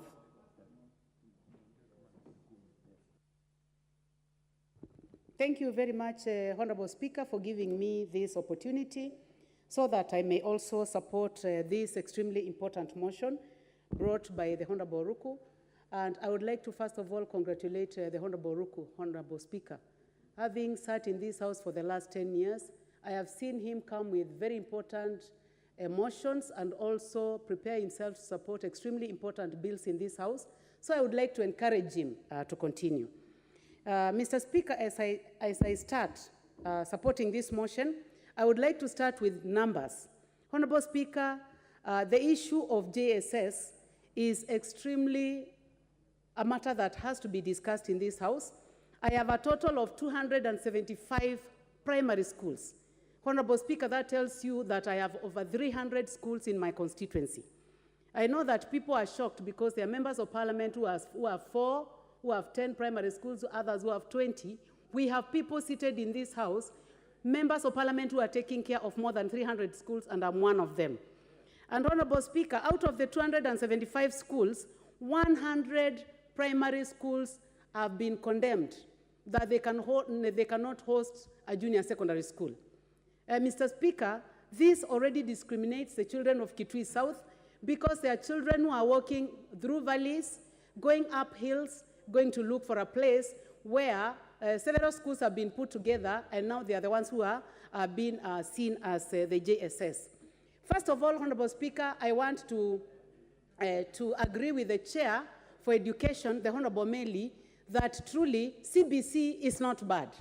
Because, Honorable Speaker, this world is led by people who can communicate. CBC is training children to be communicators, to be able to collaborate, to be able to be critical thinkers, to be imaginative, to be creative, to be courageous, to be able to be good citizens, to be able to be digitally literal, or rather digital literacy. And Honorable Speaker, I would like them even to add financial literacy, because this world is led by people who can do all these competencies that are being advocated for by CBC. And I would like to say that one of the lead communicators, Honorable Speaker, as you know, is the Honorable William Samoei Ruto, lead communicator, and that is why he leads this country. So, Mr. Speaker, going back to this matter raised by the Honorable Ruku, is that the Ministry of Education must give us a proper linkage between the Education Act of 2012, the Basic Education Act of 2012, link it properly to all the other amendments that have been done within education laws, and link it up properly with the CBC. And this will give our children an opportunity to know that every JSS that they are in is being led and run as any other. A JSS in a primary school like my rural constituency of Kitui South, which has Motomo and Ekoda sub-counties, then will be led like as JSS in Nairobi City. That is where we'll have equality in education. Honorable Speaker, as you know, if we give them a clean book, then the administrators who are going to be in this JSS are going to put their own notes, and we are going to have schools which are not clearly very well led. Honorable Speaker, as members of Parliament, we have put a lot of money in managing our schools, both primary schools and also JSS. It is important that when we put money in the JSS, that the money is put in good use. Mr. Speaker, I am calling upon the Ministry of Education and our former colleague who is there, the Honorable Machogu, that he must say that if there is a primary school, then there must be a junior secondary school. That is the way that we'll get an opportunity for all our children to be trained properly, to be able to go to schools within their villages, to be able to have the 100% 100% joining secondary school as they move from primary school, and that is what I look forward to. Mr. Speaker, when I was campaigning, I told my constituents of Kitui South, in Ekoda and Motomo sub-counties, that there will be a secondary school in every primary school. I have a problem explaining to them why 100 primary schools in Kitui South do not have JSS. So as I support this motion, Honorable Speaker, I would like to thank the Honorable Ruku and call upon the ministry to tell this House whether it is money that they need, so as funds can be appropriated so that we can have junior secondary schools. Honorable Speaker, our teachers are being taken back to our counties. And I have realized that Kitui South has lost many teachers who have gone back to their nice counties. And I am calling upon the ministry that also all teachers who are from our county, who are in those other counties, who have requested to go back to Kitui County, they should be given this opportunity, because this is the government that saw that teachers had been punished and sent away from their counties.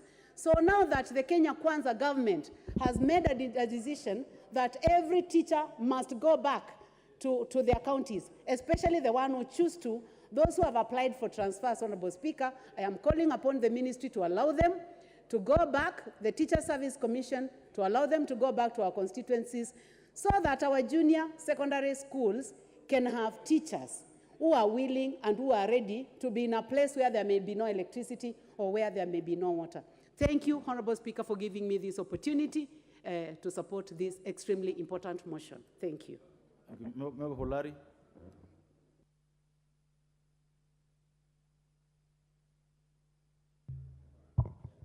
Thank you, Mr. Speaker, for giving me an opportunity to also add up my voice to this very important motion. And I'll start by congratulating my colleague, Honorable Roko. This is something that is being talked about in every other part of this country. And I will start by saying that the CBC system of education is a very good idea, where children will go to school, and from as early as 5, 6, 7 years, you are able to start picking out the talent of each and every child and developing the same, because that would make it easier for children as they grow up and become adults to be able to fit in areas where they'll be able to qualify and be able to give quality kind of work to this country. Mr. Speaker, the JSS, the junior secondary schools, was started in a hurry. It was actually rushed because the ministry, or the government for that matter, had started by putting up classes in secondary schools, meaning that they wanted the junior secondary to be domiciled in our secondary schools. They were not able to do that in every other secondary school, meaning that there was actually going to be a gap. Currently, what the current administration did is to put the JSS back into our primary schools, where probably I would say we had more facilities, because as children were moving out, there were classes that were going to be were previously being used by standard 7 and 8, which were going to be empty, and probably that made some sense. But unfortunately, what we have seen in our areas, and this is one of the challenges, is that not all the schools were able to be given the junior secondary schools. In my area, we have schools like Mbawine, Ngesho Primary, Kagwe Primary, and several others, where children are being forced now to walk long distances to go to schools where the junior secondaries have been domiciled. My thinking would be that, as Honorable Roko has put it, that we need to develop a policy on the JSS, or the junior secondary schools for that matter.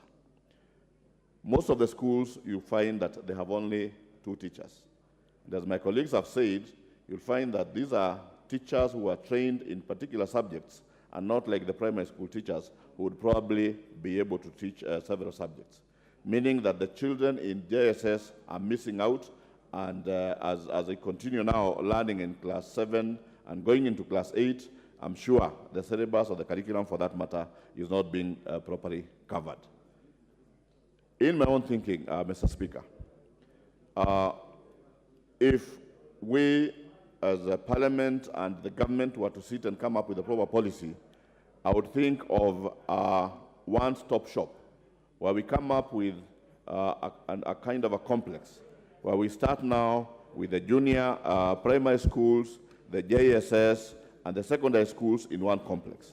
Because even now, where we have been able to put now the JSS in the primary schools, there are a lot of facilities that are missing. We don't have laboratories, meaning that if they want to do anything practical, they will have to look for the secondary schools where they are. Supposing now where they have the junior secondary school, there is no secondary school nearby. It means that these children are not being able to be taught properly. Mr. Speaker, if we had one complex, it would mean that the facilities that are being used by the senior secondary schools will still be able to be used by the junior secondary schools. And the transition would be easy because the students would be within one particular complex. I also find that the implementation of the JSS on the issue of funding is also a problem to our parents. One, they started by changing the uniforms. Then you find that through CBC, for children to be able to do whatever work they're doing in the classes, there are a lot of aids that are required. They're supposed to buy so many items, and this is becoming a burden to the parents. Mr. Speaker, I would say that as we come up with the policy and the issue of funding, one, there is the issue of the capitation. Within the capitation, the government should ensure that there is money for every child to be able to cater for all the aids, as they have been doing before, where they're providing through capitation money for buying textbooks and all that. Then they should also provide money where whatever aid is required in the learning, there is money provided by the government. The issue of the teachers, we have said we have only 2 teachers, where the students are not being taught all the subjects. As much as we have seen, there are adverts now that they are going to employ more teachers. As Honorable Nikal was said, we have put the cart before the horse. That means we started something that we were not ready for. And Mr. Speaker, as I come to a conclusion, because of the lack of facilities in our schools, because our parents are not able to afford the kind of money that is required to buy the various or aids that are required in the schools, I would say that we, as Honorable Rocco is suggesting, we come up with a proper policy on the provision of teachers and the aids and whatever is required, and also the issue of funding in our JSS is something that needs to be put within the Education Act, so that we do not have issues of children being unable to learn properly in our schools. Thank you, Mr. Speaker. Member for Nambale.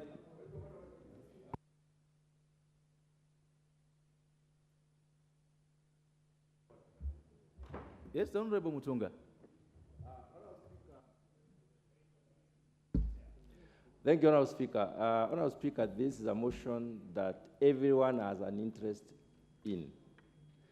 And I believe everyone would like to express themselves and to be seen to express themselves by their constituents. Honorable Speaker, if we let everyone speak for 10 minutes, we will not go half of this House. And since we regulate our own timings, I would like to propose that we regulate our timing to 3 minutes, not 5. 3 minutes. Thank you, Honorable so that people can just give us the impact points on our speaker. Yes. Thank you. Honorable Mutunga, I would have wished so too. In fact, 2 members have approached me about it here. And Honorable Mutunga, who has been in Parliament now second time, should know the rules. Yeah. That even me, I would wish that members, and we've done this sometimes before, members, that where there's a motion that has so much interest, and you didn't move a motion to reduce time at the beginning, it is upon you, if you wish, to speak for 3-4 minutes. So I would wish going forward, as I leave, that members speaking should speak for 3-4 minutes to enable other members to speak. Otherwise, we failed at the beginning to regulate time, so you cannot stop a member from speaking for 10 minutes. That's how it works. So in future, I think it's good for us to know that it's a motion, and even the move of the motion can always advise that this will have so much interest, then we can regulate time. I'm already taking so much of your time. Honorable Member for Nampale, go ahead.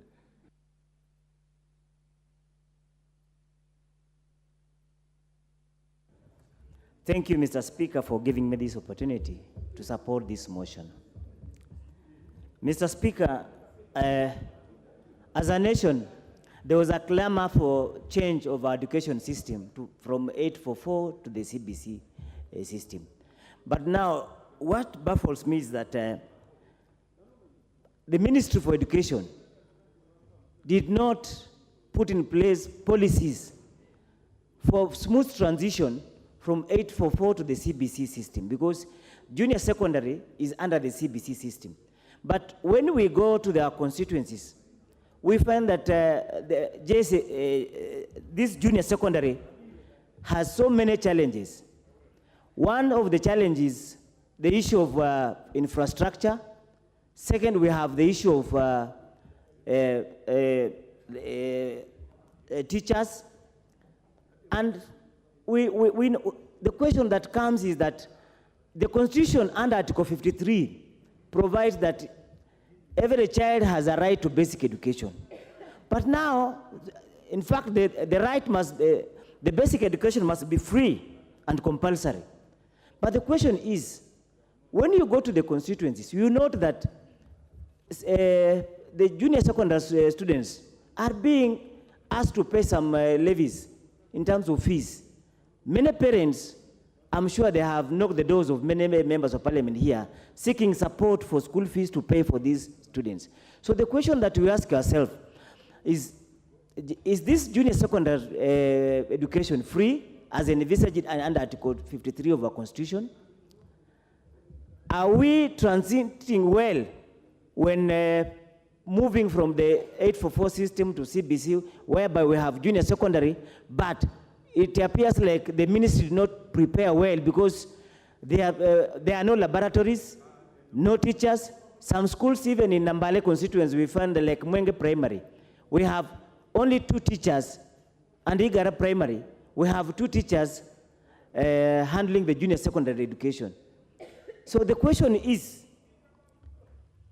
has the ministry put in place proper policies and mechanism to ensure that our children achieve this right that is enshrined under Article 53 of the Constitution.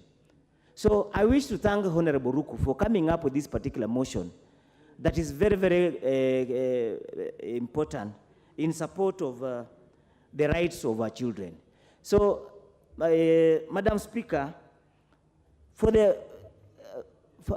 junior secondary school in Nambale constituency, we have so many challenges that we urge the Minister of Education to come up with the proper policy and finances to ensure that as members of Parliament construct these laboratories and other classrooms for the junior secondary, the ministry should also top up the funds to ensure that we have enough laboratories, we have enough teaching materials, and also enough teachers so that the children can realize their dream.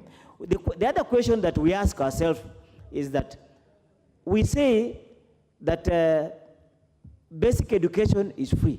The question that follows is the JSSC a basic education or is it a secondary education?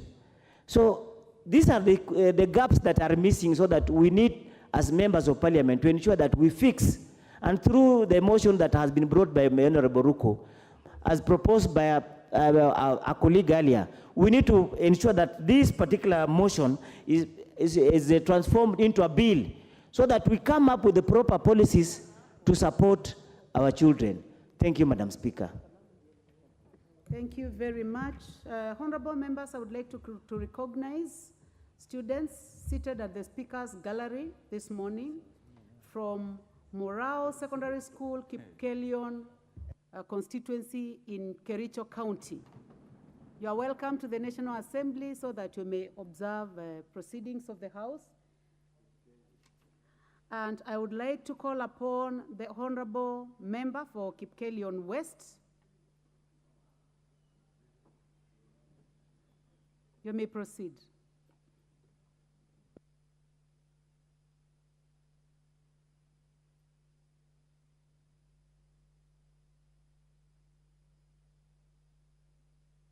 Please give the member for Kipkelion West the mic. Thank you, Madam Speaker.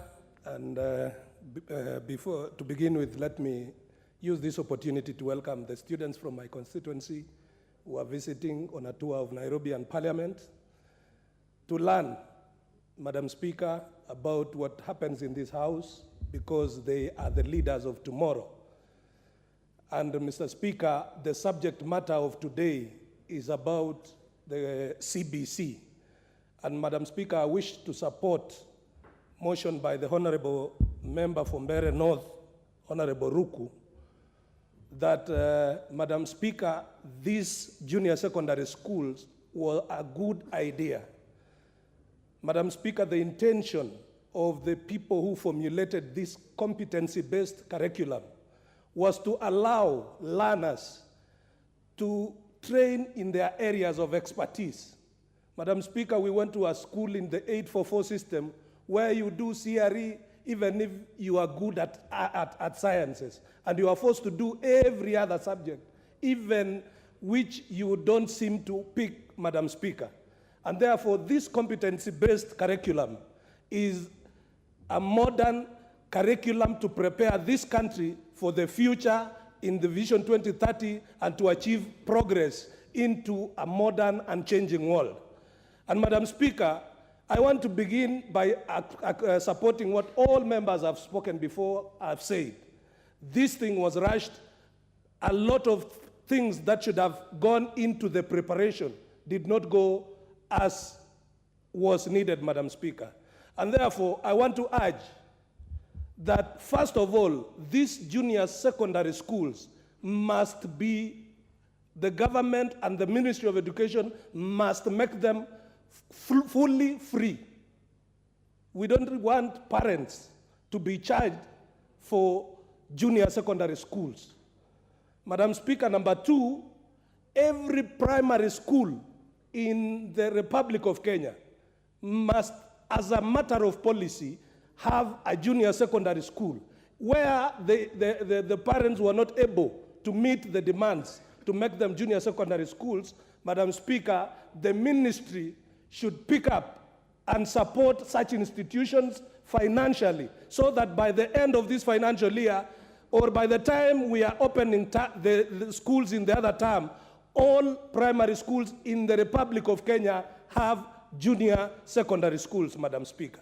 Number two, or the third point I wish to make, the teachers must be prepared through training, continuous training, to be able to prepare these children to identify their talents so that as they move further, they are redirected to the areas of their expertise.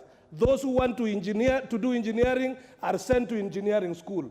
Those who want to do music, Madam Speaker, are sent to music schools. And those who want to be architects and in areas of their specialization, Madam Speaker, must be aided to achieve their dreams.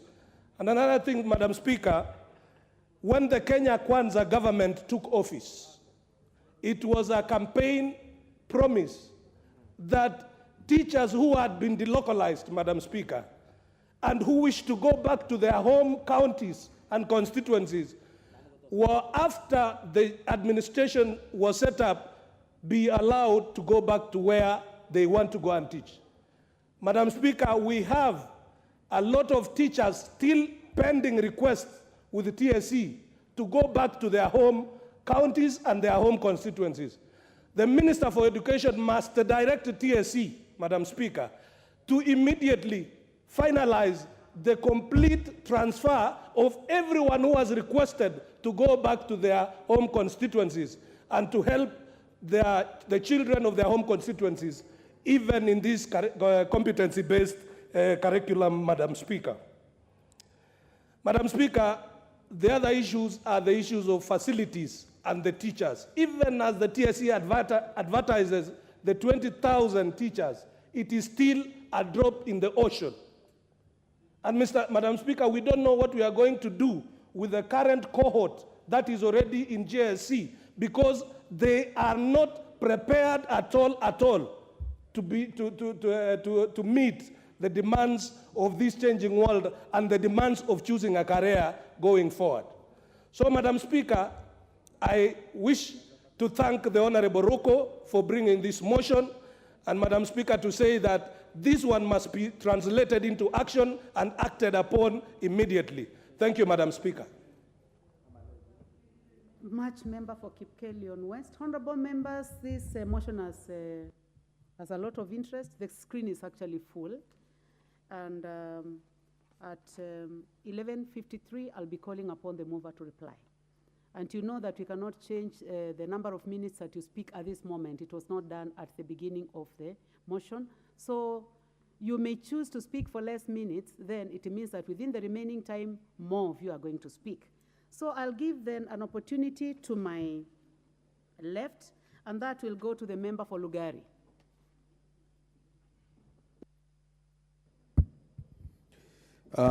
Thank you, Madam Speaker. I want to start by appreciating my colleague Ruku for pulling a fast on this. Madam Speaker, whereas many of my colleagues have hushed the House, asking that the motion, the implementation of CBC was rushed, I'll take a completely different view. Inertia and failure by government machinery does not amount to more time for people to implement a policy. Up to where we are today, we have done well over 8 years into CBC. By now, we should have learned the ropes of what we need. What is ailing CBC and implementation of JSS? Rightfully so, Madam Speaker, the lack of policy and clear framework on what needs to be done by whom and when. It appears that every day the executive is taken by surprise. We've not put enough into the planning of this very well, if implemented, system that will change the life of our nation. Madam Speaker, it is true that even in my constituency, a number of schools were left out. And when I looked at the tool that was being used, it was a very subjective tool. It actually depended on the people who visited the school. And eventually, almost all my schools have been put back. What was shocking to me, a school that has even up to class 8, they will not approve it to have JSS simply because they think the amount of land is not enough. And it has up to class 8. So I asked, what does a JSS classroom require? If I've been having up to class 8 and you cannot allow the same school to run a JSS class. Madam Speaker, my proposal is basic, that all primary schools must have JSS.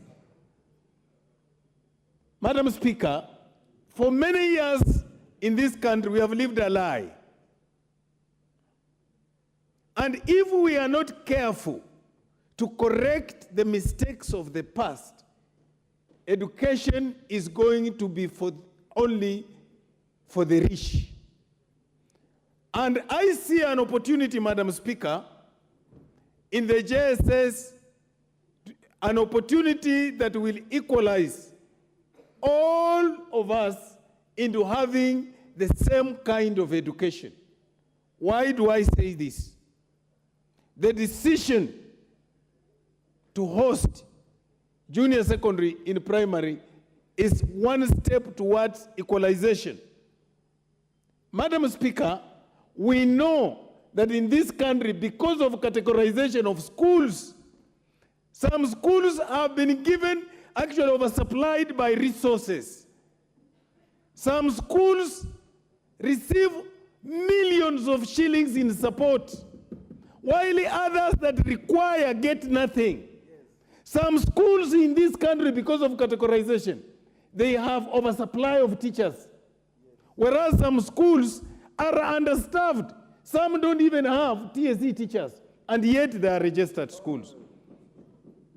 Madam Speaker, having every primary school have JSS is one way of creating equity by not having special schools, national schools, extra-county schools, sub-county schools, and county schools. Madam Speaker, one of the major issues in this country about planning of education is the people at the Treasury developing a model of funding without talking to the stakeholders, without talking to educationists. I'm proposing that as we go forward with Honorable Ruku's motion, we must include a funding model that takes into consideration the views of the stakeholders of education. Why am I saying this? Madam Speaker, you are aware that no primary school has a laboratory. You are aware that in this country we have made a decision that we are going to have a resource center at that level.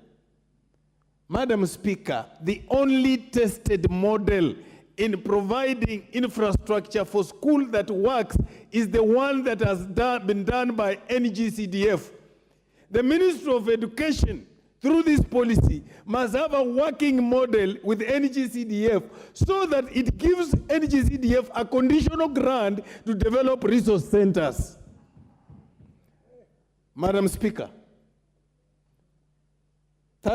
35,000 classrooms of JSS, they have averagely one teacher each. I want to urge this House that we resolve that we provide a funding line for JSS as a project. Why am I saying this? Madam Speaker, we know that if we were still to lump all the money under basic education, when it comes to division, the decision remains with the person who has the pass. But if we provide a budget line for JSS, then the money will go into ensuring that JSS succeeds. Finally, Madam Speaker, I want to propose, as we look at this, that as members of this House, we start thinking on how to make education affordable. And Madam Speaker, I'm proposing that we must resolve as a House that is it the time we need to go to school. Thank you, Madam Speaker. Thank I you. support the motion. Thank you. The Honorable Phyllis Bato, member for Moiben. Thank you, Madam Speaker, for giving me this opportunity to contribute on this motion on policy framework for the JSS curriculum or JSS system of education. Madam Speaker, a lot has been said and done in this JSS program. I believe it was the intention of the educationists in this country to bring a system of education which is going to bring meaningful reforms and meaningful development in Kenya. Madam Speaker, competence-based curriculum was supposed to help the learners to be able to perform what they have been taught or what they have acquired in the classrooms. For example, Madam Speaker, a colleague has just said prior that students were told to be bringing chicken to school to go and slaughter. Madam Speaker, you can agree with me that some of the children of these generations had lost some basics on the way. For example, slaughtering chicken is something which is supposed to be known by any child. I mean, basic things. Some, for example, don't even know how to milk cows, especially those who stay in the rural areas, like myself. Those are the things which we used to practice at the very early stages of life. So many of these children don't know basic things. And that is why I think the initiation of the CBC was to make us relearn basic things which are supposed to be helping us to live, to be practicable members of society. Madam Speaker, what I think essentially is lacking in the implementation of this curriculum is dissemination of information. Dissemination of information, Madam Speaker, in the sense that there is so much which has been written down. There is so much information which is just within some very specific people, but down to the level of the teacher and the student, there is a vacuum. So what should be streamlined is how the information is transmitted from the ministry, from the TSC, from the schools to the parent and to the child. Madam Speaker, in my constituency, Moiben, some days back, parents and the community were up in arms because they were saying that there is only one teacher who was posted to teach 14 subjects in a school. When essentially, this teacher who is posted to that school to teach the JSS class is supposed to be like a coordinator, and the head teacher to reassign the other teachers who are domiciled in the school, the other subjects to teach in the same class. It was not that this teacher who was sent was going to sit there and teach up to 14 subjects, chemistry, physical science, arts, language, and etc. Because, Madam Speaker, we have the best trained teachers in Kenya. Our system of education is one of the best here in Kenya, Africa, and internationally. That is why the students who we send out of Kenya to go and study, for example, for postgraduate or even undergraduate, they are normally rated to be the best, and they don't drop out of school. Not like other countries where, from Africa, when they send their students to some universities abroad, they are subjected to examinations, other forms of exam, to determine whether they qualify to proceed with their studies or not. But fortunately, in Kenya, we have the best.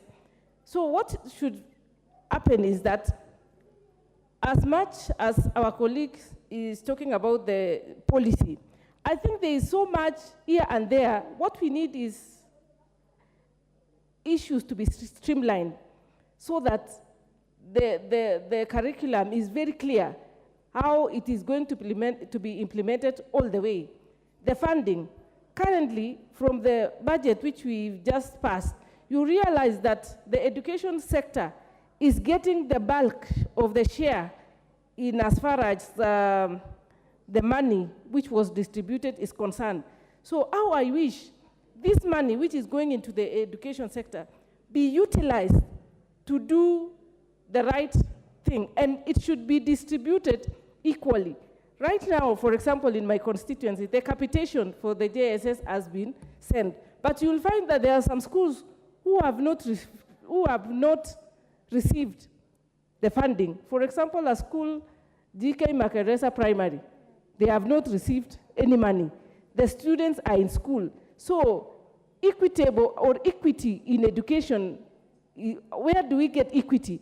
If this money is released in piecemeals and to other students, others first, others later, that is when equality or equity is lost from the beginning. And that is how other students, other areas start getting marginalized. We normally say education is an equalizer. And if it is an equalizer, there should be equity from the beginning to the end. How I wish even the ministry, the money which the ministry normally uses to develop infrastructure in schools, why can't they take the entire amount of this money to NGCDF, where the implementation will be done fairly? Because that is where equity will be felt. Otherwise, if we have the ministry deciding where the money to be taken, by who, or who makes the most noise, or decide who is a friend to a friend of who, it becomes problematic. How I wish we could take all this amount to NGCDF, and proper development is going to be felt. Just like now, what the work the office of the NGCDF has done in our schools in Kenya. If you go to every school, you will see a classroom, a building, a dormitory by NGCDF. That shows that it is a success story.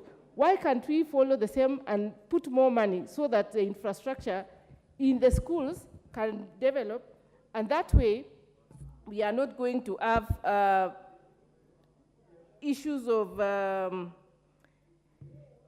of inequality. Another issue is this business of putting hierarchies in schools. We have extra county, national.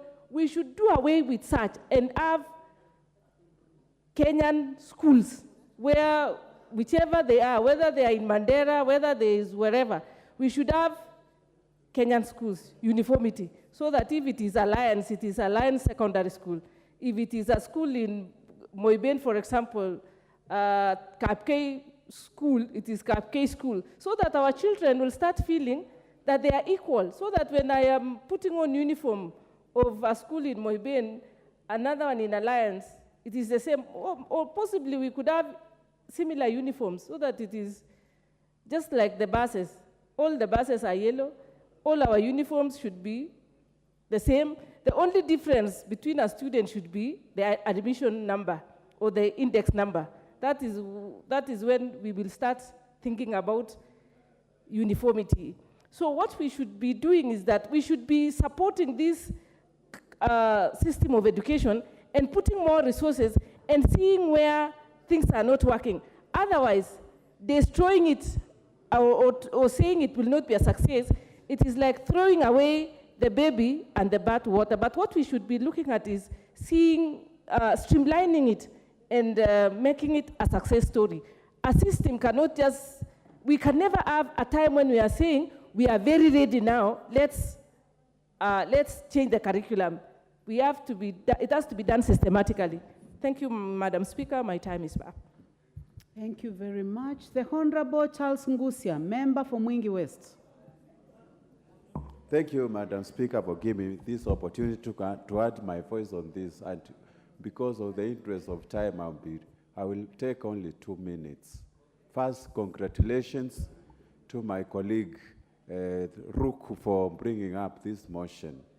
Madam Speaker, we all agree that this education sector has really been run with so many individual ideas without lacking proper consultation of stakeholders. For the last 5 years, when I've been in Parliament, we have seen the issues of 100% transition. There's delocalization, then CBC, then JSS. All these issues taking place in just shortest time possible. And Madam Speaker, we all agree that the right idea can actually be a wrong idea if it is not done at the right time, Madam Speaker. I am here to support this motion, and how I wish the honorable member was elected 10 years ago, actually to come up with this proper policy.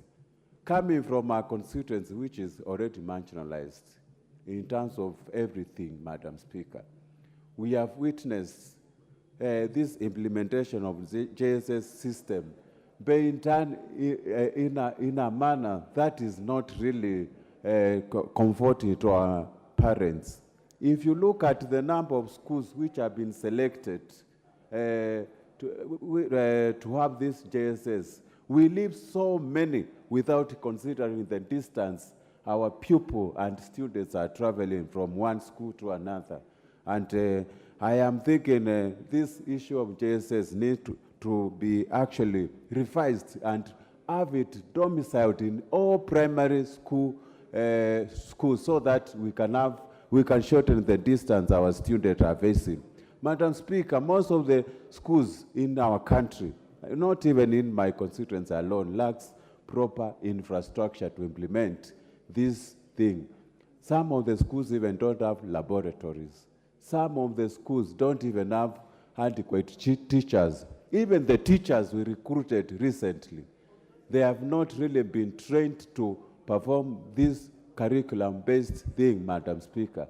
I am calling upon, again, we go back to the drawing board, the way honorable members suggested, to come up with proper structured policy to implement this issue. And I could have actually spoken more time, taken more time, but due to the interest of time, Madam Speaker, let me support and urge the honorable member actually to move further and make sure these issues is proposed and are properly implemented by education sector. Thank you, Madam Speaker. Thank you very much. The last opportunity on this motion will be the member for Mhaya, the Honorable Omboko Milemba.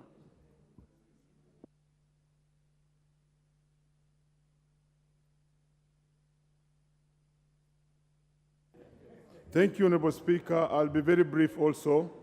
One, let me begin by congratulating the teachers of Kenya who are toiling with the CBC and junior secondary school with no facilities, and kind of nobody now remembers them and imagines that everything happening in the schools is because of them, while the truth is that there's no money going to schools, and therefore they are unable to get the equipment that they need to use to teach the children of this country.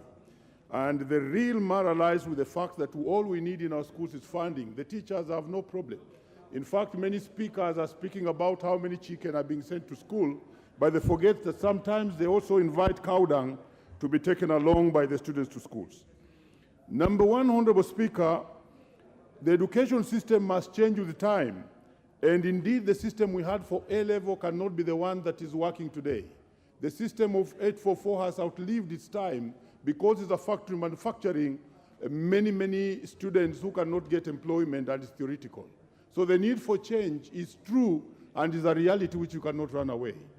Honorable Speaker, I therefore ask the House that we must embrace the new system of CBC, because that's the modern way to go in the education system.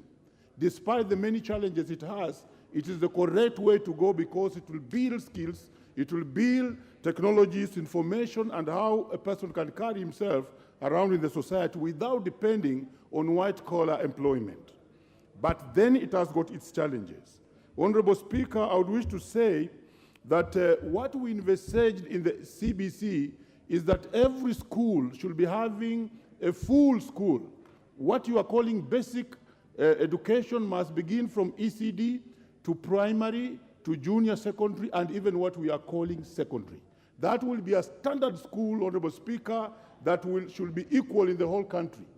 We are envisaging that this will enable the government fund schools equally, so that the funding of a rural primary and the funding of Mangu is the same, and the provision of education at those levels is actually the same. And that's how education will be an equalizer. I would want to ask this Parliament to actually support CBC, because this is what will bring money and development to your small schools and grow them to the level of alliance. There's a danger ahead which I must point out, and that's why Ruku is right. The ministry imagines that the 2 years that the students are in the junior secondary is too long. But let me caution that 1 year is already gone. In the next year, the children who are in the junior secondary must be leaving the junior secondary to another pathways. Yet there's no policy and pathway of how they will operate. So again, when we finish the next year, we shall be in a crisis of how they'll enter the schooling. It is very important that a policy be made quickly, whereby all the three pathways, and there are three, one of them is called STEM. The STEM one is the science and the one that teaches theory and science and technology. The other one is arts and performing arts. The other one is social sciences. A policy must be made quickly so that by next year, we know that all schools also have these three pathways so that all schools are equal and they are moving at the same level. Honorable Speaker, as I finish, we must start thinking extraordinary. Remove this kasumba we have in ourselves of boarding schools. The boarding schools must quickly die, and we have standard schools that are equal for every area, every student, and every region. Thank you, Honorable Speaker, for giving me this chance. Thank you very much, Honorable Omboko. Honorable members, you know this is a house of rules, and one of the rules concerns time. So now I call upon the mover to reply. For the honorable members who have expressed interest, several of you, we are going to rely on the magnanimity of the mover. Honorable Ruku. Thank you, Madam Speaker. I request Madam Speaker to donate a few minutes, each member 1 minute. I donate 1 minute to Honorable Kasungu, Honorable Stroya, Honorable Emesa, Teso South, Honorable Ndeko, Honorable Victor Mandazi, Honorable Double N, Honorable John Makari, Honorable Daniel Wangwa of Wabuya, and we have only 10 minutes. And Honorable Bensouda, 1 minute each. Then, Madam Speaker, I remain with 2 minutes. Thank you. Thank you very much. I would like to follow the order. I will start with the Honorable Ameso.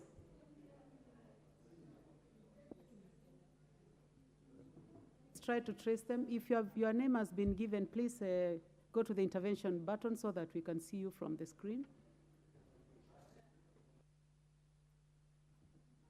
Is it Mary Amasi? Yes, please proceed, Mary. Honorable Mary. Thank you, Honorable Speaker. From the onset, I want to thank the Honorable Ruku for the motion. And whereas I support the prayers that there is need to establish facilities to allow for implementation of JSS in all schools, there is need for a proper funding plan. There is need for a proper implementation policy framework. But allow me to draw the attention of the members to the aspect of quality.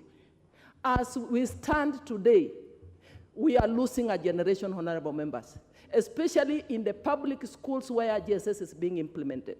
Members have already alluded to the fact that only one teacher was posted.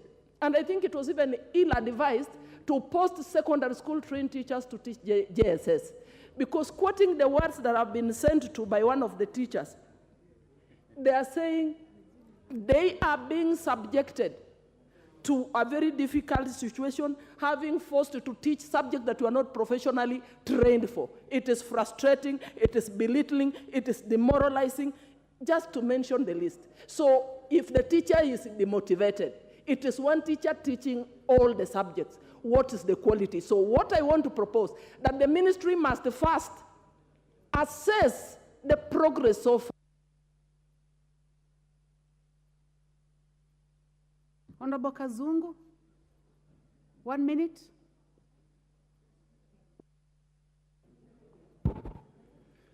Okay, thank you, Madam Speaker. I also wish to add my voice to this motion. First, by saying from the onset that I support this motion, and also take this opportunity to thank the mover of this motion, Honorable Ruku, for bringing a very timely motion into this House. And again, I want to thank the GSS teachers in this country for working very hard under very extraneous conditions, because you can imagine, Madam Speaker, teaching 14 subjects per teacher. It is very difficult, but they have really tried their best. Madam Speaker, JSS was a very good program, but it was rushed, or you can say it was hurriedly implemented. As a result, we have students who have wasted 1 year, because since it started up to now, we are almost doing 1 year, but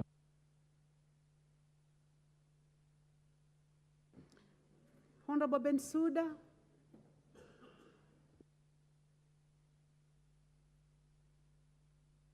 Honorable Bensouda, we would like you to be on record, so please wait for the microphone. Thank you, Madam Speaker, for the good guidance. I want to talk about something which I'm grounded in. First of all, I support the motion which has been brought by the honorable member on the amendments which are supposed to be done. First of all, I want to say that competency-based curriculum was a very good concept, excellent concept, was not timely implemented for this country. Too much rush without consideration of the basic needs and requirements, and without doing thorough need analysis to know the status of this country in terms of education. I want to say that even the 844 system that we had was equally a system that was grounded to specialization. There was agriculture. I think I was amongst the first. The Honorable, sorry, your time is over. The Honorable Double N from Embu County. Yes.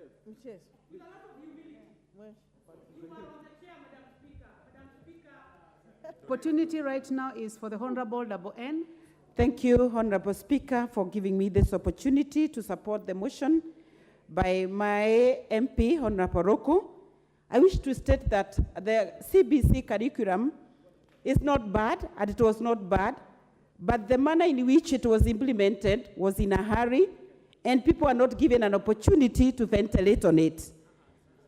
I wish that there was enough public participation from the parents and the teachers so that during the implementation period, it would have been a smooth ride. Honorable Speaker, as I sit down, I want to say that the junior secondary education and the students, they are half-baked.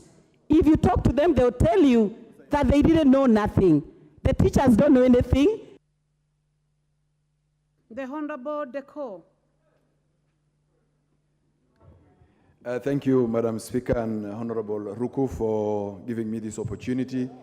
We have all agreed, Madam Speaker, the challenges that the CBC and junior secondary schools are facing in terms of classrooms, laboratory, equipment, workshops, and infrastructure development for all this, and the lack of teaching staff for this program. Therefore, we might talk a lot. We have been here since 9:30 talking the same thing. All the members who contributed to this debate all talked about the same thing. But it all boils down to resource allocation. It is for this House, and we want to ask Honorable Ruku to follow it up such that we have an affirmative action for funding, affirmative funding for this program. That is the only way we can actually realize all the challenges we have talked about. So for me, my contribution will be to Honorable Ruku to proceed not only. The Honorable Mwalika, member for Kitui Rural.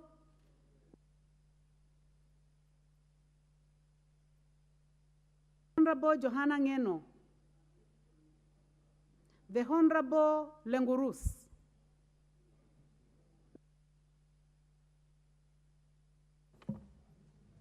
Thank you, Madam Speaker, for giving me this opportunity to support the motion on the floor of this House. Madam Speaker, as has been said by majority of the members, that this program, the CBC program, has been one of the best programs for this country, for the education of this country, though it has come up with so many challenges: the infrastructure, the distance from the schools, lack of classrooms, lack of laboratories, not enough teachers, and the ministry has a lot to do in order to ensure that we give the best to our children. I would like to request the Ministry of Education to consider the infrastructure and funding these schools that are offering this kind of the CBC program for our children to get the benefit of it. I'll also request the Ministry of Education that the teachers, majority of the teachers who have been teaching in Samburu County have been transferred back to their counties. And those from Samburu who are still working. The Honorable John Makali.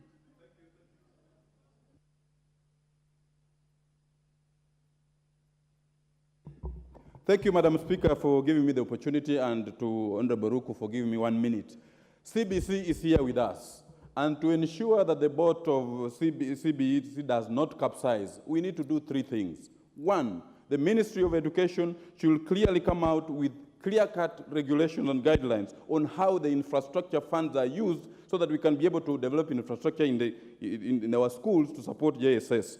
2, financing, capitation. Capitation is not released in good time to enable the teachers run the schools. The Ministry of Education should be able to develop clear-cut guidelines to ensure that capitation is released in good time so that teachers and head teachers are not forced to levy illegal levies on parents to ensure that, that the students remain in schools. 3, human resource base. Teachers, the Teacher Service Commission should, with immediate effect, now that we have unpacked the budget for the 2023-24 financial year, to recruit teachers who can be able to teach in junior secondary. Honorable Daniel Wanyama. The Honorable Victor Koech, member for Chepalungu. Yeah, thank you so much, Madam Speaker, and thank you, Ruku, for this particular policy. As I stand to support your policy and funding mechanism for the same, we should, as a country, look into the criteria that we're using to select the schools that are offering this particular program. Madam Speaker, we cannot continue offering this particular program without proper infrastructure in our schools. The laboratories are lacking, the staff rooms are lacking. We don't have enough teachers in our schools. And for a proper facilitation of the same, we should have a clear funding from the government. Thank you so much, and God bless you. Thank you very much, honorable members, for keeping time to 1 minute. I would like to call upon the mover to reply. Thank you, Madam Speaker. And you have only 2 minutes. Thank you, Madam Speaker. I rise to thank the members who have really supported this motion, the motion which is of national importance as far as the education sector of our children is concerned. They have agreed on challenges the education is facing at the moment, especially in junior secondary education, inadequate infrastructure, inadequate teacher training, limited access to technology, lack of parental and community involvement, overburdening the parent, curriculum overload. Madam Speaker, it is important to have a way forward on ensuring that the competence-based curriculum at the junior secondary school is well implemented by having an implementation of a very comprehensive framework of curriculum development, of ensuring we have enough teachers at junior secondary schools who are well-trained and extremely competent to ensure we have enough running resources in our schools, as well as we have a proper monitoring and evaluation framework, and we ensure we have parent and community involvement. Madam Speaker, you realize also that we need to, as the members have said, we need to have a legal framework. There will be a need probably in the future, and I'm going to take this forward in amending the Education Act of 2012 to ensure assessment and evaluation is well done, and more importantly, Madam Speaker, the funding of the junior secondary school is to be well considered by the government, so that there can be sustainability, good governance, access to curriculum support materials, and also pedagogical approaches. And also we look at public-private partnership in implementing this framework, and inclusion and equity in education, especially in arid and semi-arid areas and people living with disabilities. Madam Speaker, I beg to reply. Thank you, Honorable Ruku. Yes. What is out of order? Oh. Madam Speaker, whereas I acknowledge the interests generated by this motion by my friend Honorable Ruku, and how I wish we could have an extended time, especially on motions of this nature. But I'm drawing your attention, Honorable Speaker, to Standing Order number 53, to defer putting the question to tomorrow, so that we can be moved appropriately on this most important motion. I thank you.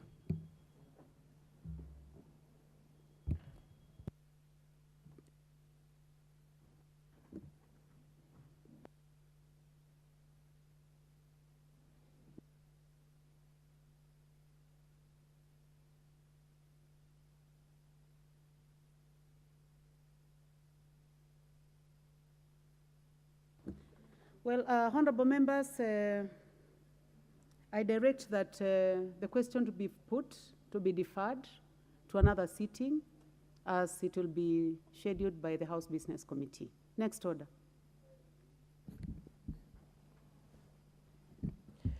Order number 14, the Public Service Values and Principles Amendment Bill, National Assembly Bill number 46 of 2022, second reading. Honorable members, the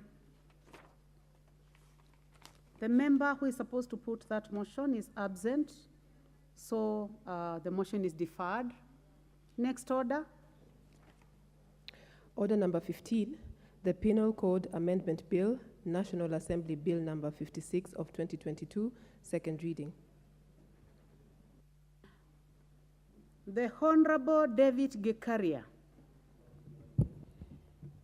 Thank you, Honourable Speaker, for giving me this opportunity to move this amendment.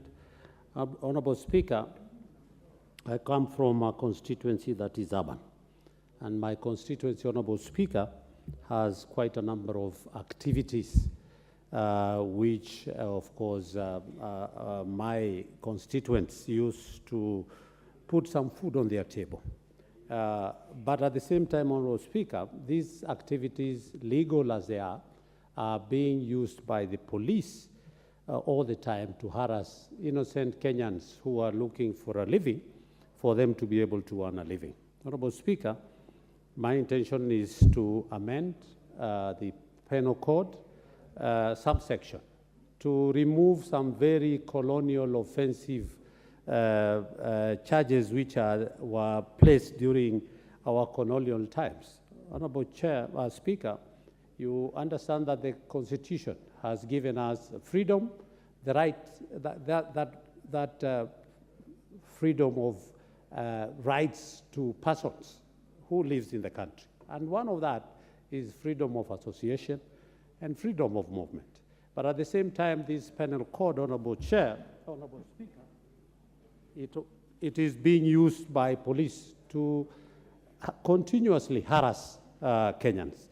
Honourable Speaker, the principal object of the bill is to amend the Penal Code, Cap 63, by repealing Section 182, which proscribes the offences of idle and disorderly persons.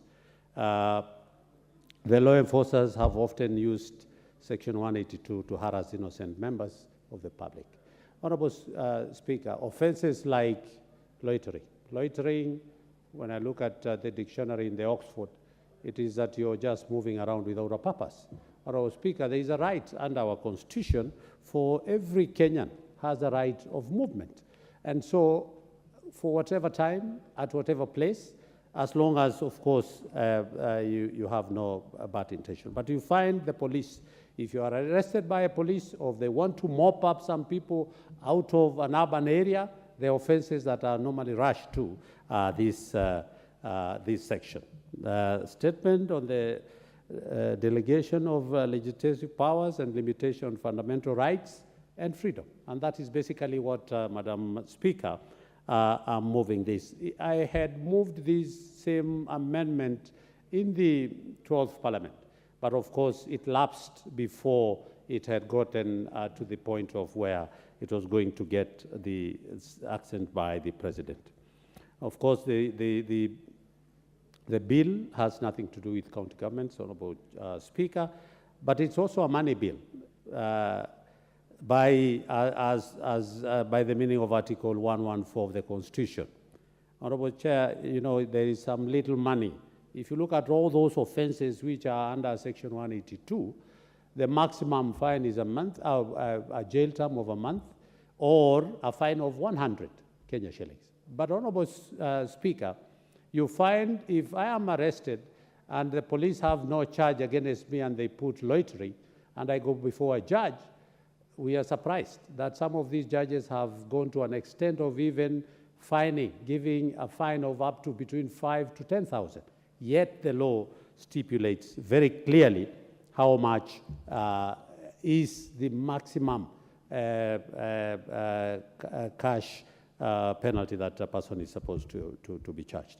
From the report before, because I went before the Justice and Legal Affairs Committee, it is that when I presented my amendment, it attracted 9 memorandums from the public and different stakeholders, some of whom are the judiciary, the human rights, IPOA, the National Police Service, the Attorney General, LSK, Urai Trust, and so many others.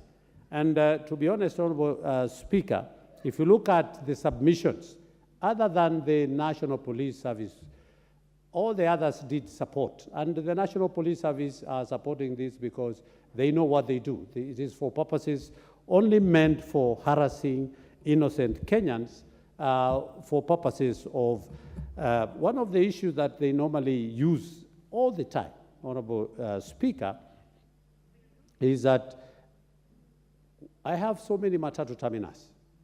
And then because of toting, they call it toting, that if you're advertising for a particular transportation circle or company within the stage, just like what other people do using, you know, those big microphones and other advertisement modes, my people are arrested and they're taken to court for toting.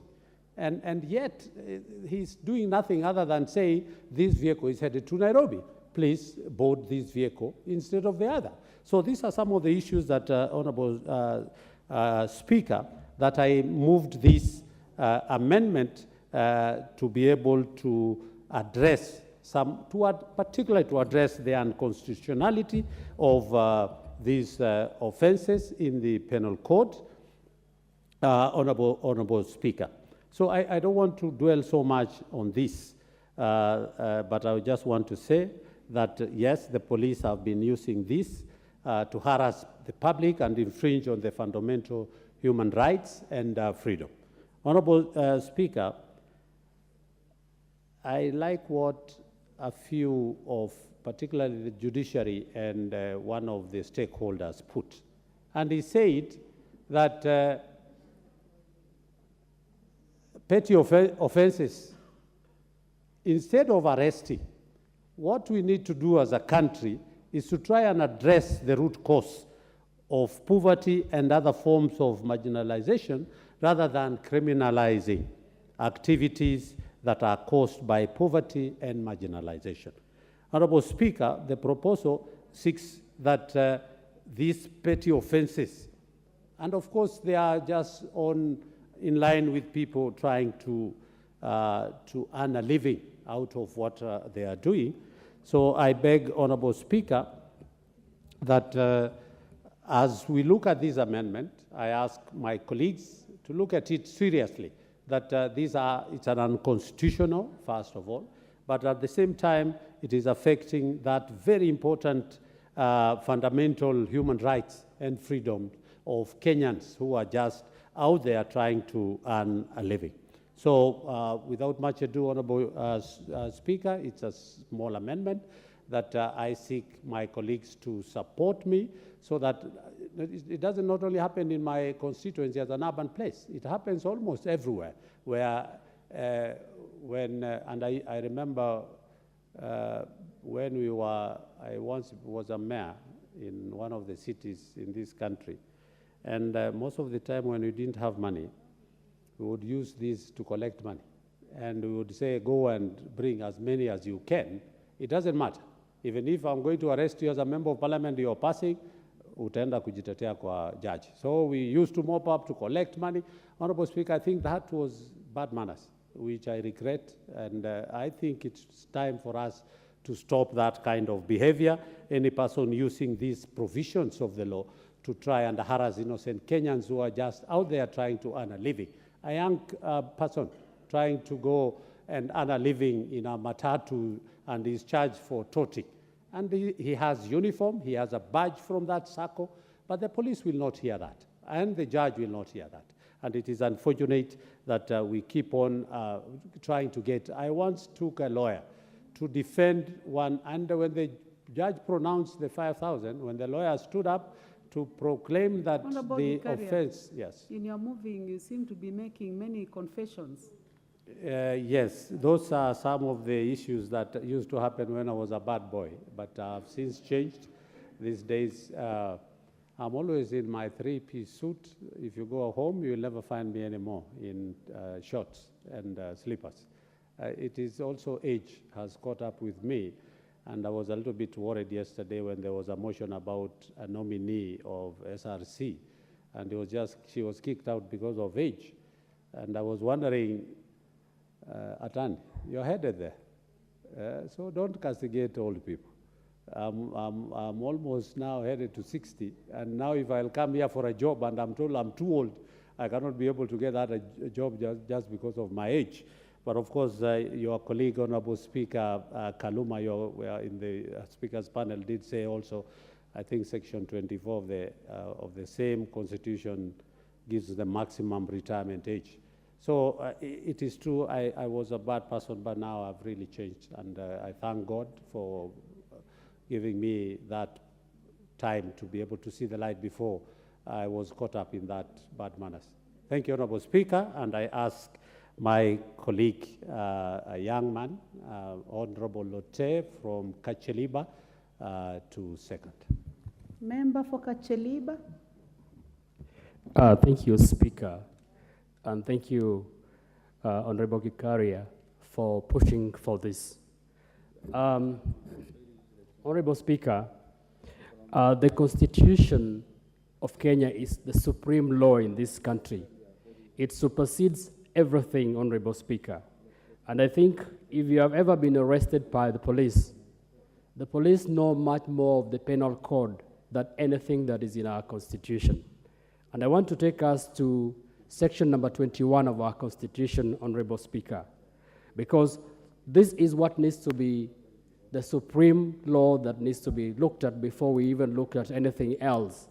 This section 182 of the Penal Code has actually been misused several times, Honorable Speaker, by the police.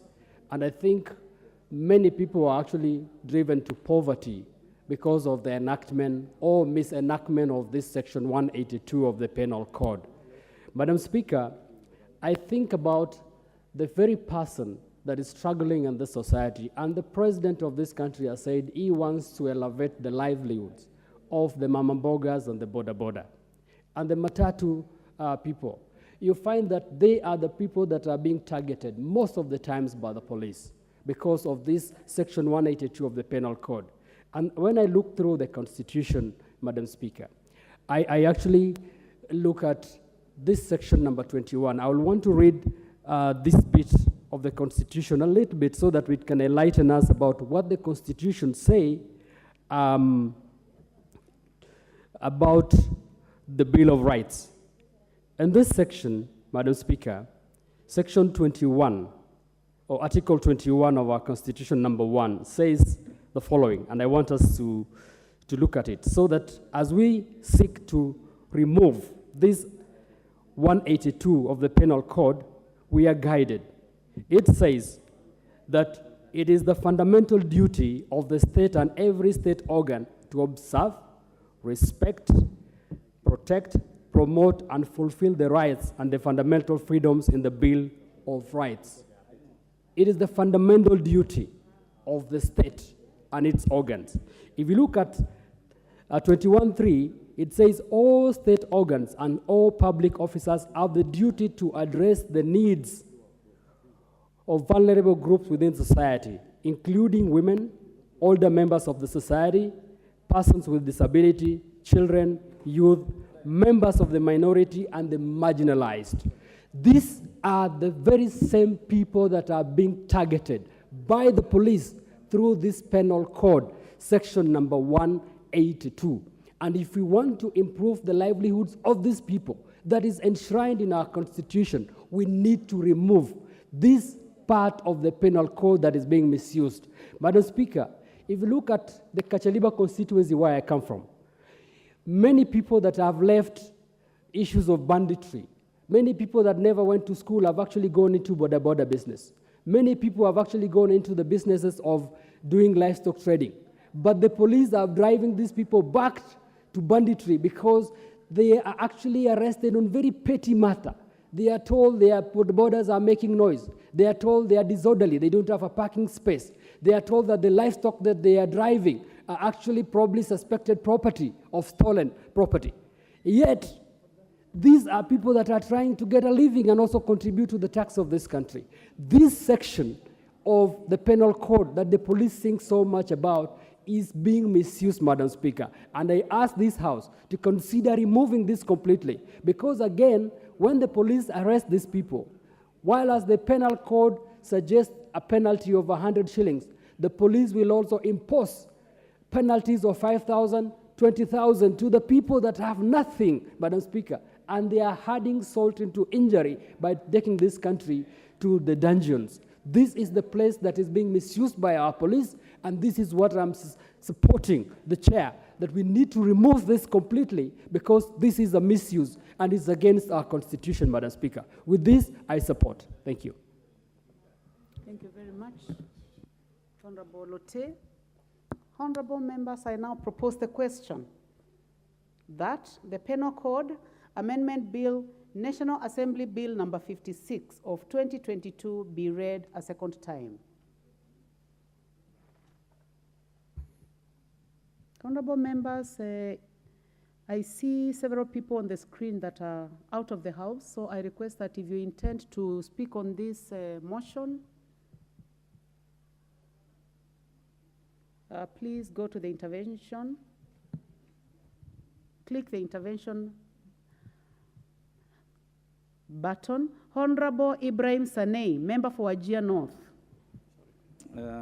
Thank you, Madam Speaker, for giving me the opportunity. Actually, the Penal Code is a product, a very old product of the colonial regime. And if you look, if you have a thorough discernment of what it entails, you will realize that it is still a colonial outcome.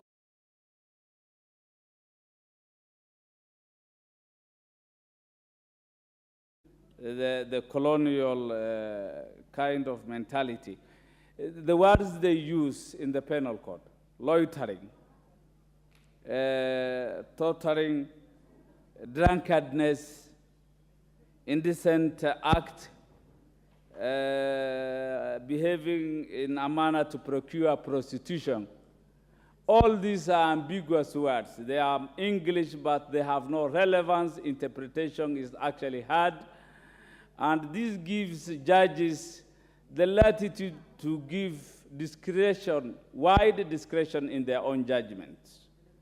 I believe time has come that we review the Penal Code in the light of our freedoms and rights and liberties as stipulated in our 2010 Constitution, which is very rather progressive and a wonderful document.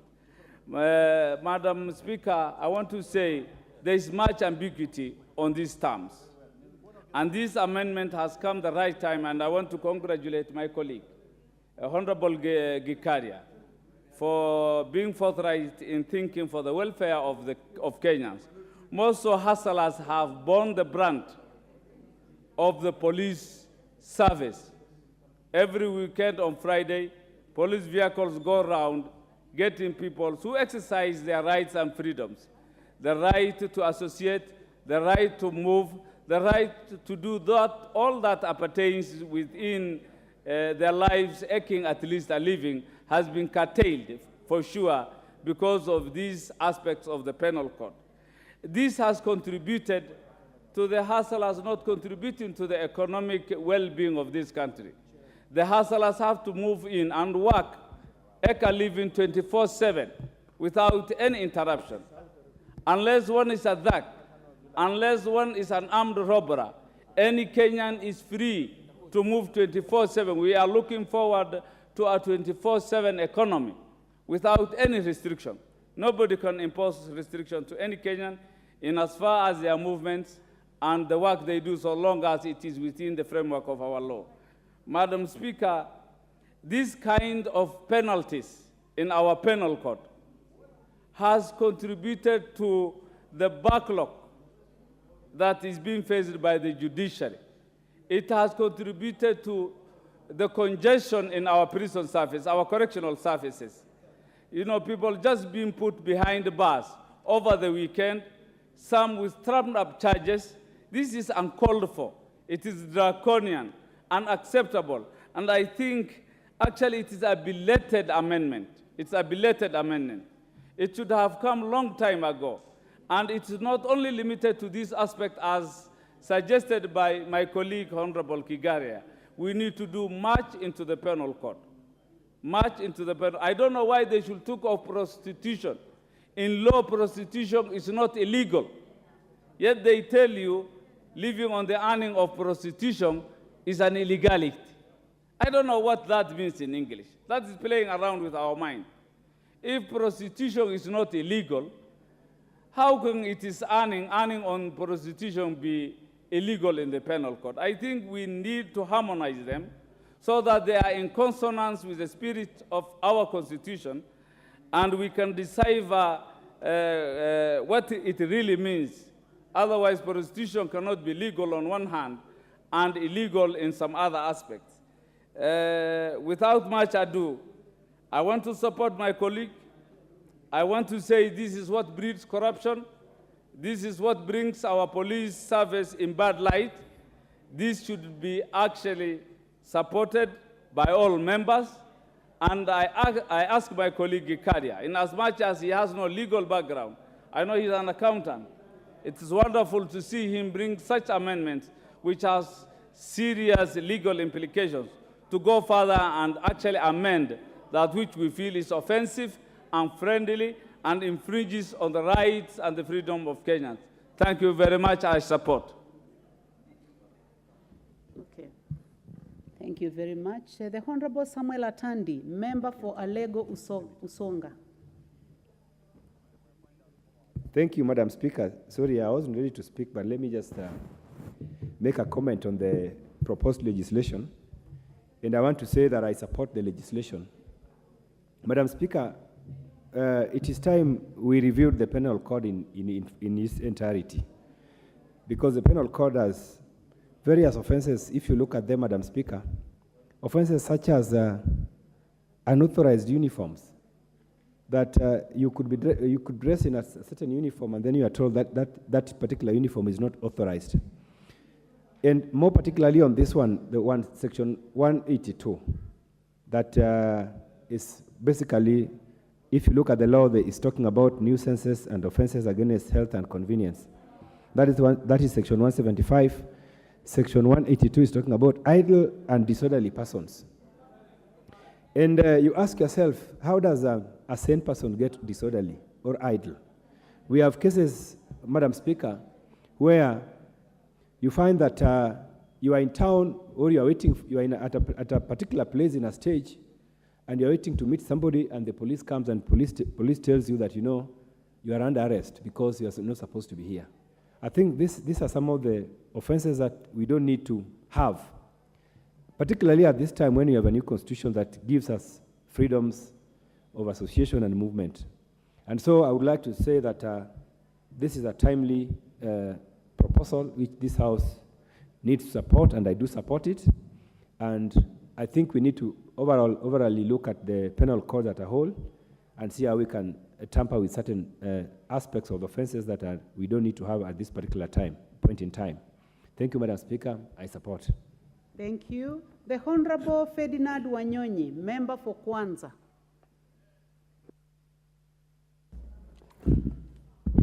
Thank you, Madam Speaker. And on onset, I want to thank the Honorable Kiteri for having come up with this, because, Madam Speaker, I think this is an issue that actually should be scrutinized thoroughly, because what happens that people, or rather the policemen who are idle out there, we're talking about the police forces, they idle out there and they are looking for bribes. Of course, are poorly paid sometimes, and we know that. Payment of salaries is also an issue here. And so you find yourself in problems, or somebody, as leaders, somebody has been arrested, and then they say they come to you, and they want some assistance. Then you get to the police station, and you ask, what happened here? I can tell you, Madam Speaker, I've had so many of those cases, and they can't explain themselves. And so, therefore, I think, Honorable David Kidari, I want you to come, particularly the areas where we find the penal code that have been misused. I'm not a lawyer, you're not a lawyer I know. So that can be able to amend this in maybe the committee of the whole House, to be able to know which ones can be moved, so that people are not punished for the sake of it. I know, Madam Speaker, that they sometimes misuse ambiguous words, and somebody out there doesn't even know what it means, just obeys the law because he has been arrested by the police, and therefore just obeys, and of course, he's taken to court, and I've had cases we go to court, and the prosecutors are unable to put a case forward for justification of arresting this particular person. And therefore, I think, Madam Speaker, this is something that is very serious. We want to live in a peaceful country. Of course, again, we ourselves are to blame as leaders. We have not been able to empower our youths in this country, and most of the people who actually have no jobs. And so they are found in the wrong place, and they offend those who are entrusted with keeping the laws, and they say, okay, fine, you actually are breaking the law because you didn't know what is happening. So we need to streamline some of these things. As mentioned by some of the colleagues, Madam Speaker, some of these are old. They were there during the colonial days and are being used up to today. Cases like this should be looked at, because the other time I was called by the relative of somebody who has been arrested, and when I went to see the person, there was no mistake. There was no offense at all. So some of these colonial codes and what have you should be gotten rid of so they can be able to have clean penalty codes, which actually somebody is accused, or if somebody, even if he didn't know what it is, even if he's not a lawyer, he can't misinterpret, but he can know that, yes, it's something that can be understood even by people who actually do not know about the law of this country. So my suggestion, as we move forward, Madam Speaker, is that Honorable Kideri should be able to have a meeting, maybe come, I'm just suggesting, so that's the way forward, but be able to look at specific penalty codes that have been misused, particularly by the police forces, and even some of the administrators, chiefs and assistant chiefs. Of course, they are the ones who blow the alarm that, okay, fine, so and so has made this mistake. And when you go to it, it's a laughing matter. So, Madam Speaker, I want to take this opportunity to say that I'm supporting this particular motion, and we look forward for this bill to be amended so that we can scrutinize areas that are ambiguous, they do not have head and tail for the current situation today. I support, Madam Speaker. Thank you. The Honorable Stephen Mogaka, member for West Mogirango. Thank you, Madam Speaker, for the opportunity to contribute to this amendment to the Penal Code, and I thank the promoter, Honorable Gikaria, for taking a bold step to start cleaning up our Penal Code. Our Penal Code is infested with a lot of archaic laws, majority of them which fly in the face of the express articles of the Constitution. Madam Speaker, loitering and other useless laws that impede the freedom of movement of any Kenyan have no business being in our Penal Code under the 2010 Constitution. And I agree that we need to overhaul our Penal Code and include serious offenses that are occurring today, which are blue-collar crimes, where people are doing electronic theft, electronic corruption, electronic transfer of funds illegally from country to country. But to continue having such archaic laws and to allow our security agencies, particularly the police, to abuse these laws to restrict people's freedom of movement is the wrong thing to do. And I really commend Honorable Gikaria and encourage him that as soon as we pass this amendment, please pick another offending provision of the Penal Code so that we can gradually be known as the 13th Parliament that looked at these colonial laws and removed from them. Because I do remember acts like the Witchcraft Act, which was abused because African herbal medicine and practices were being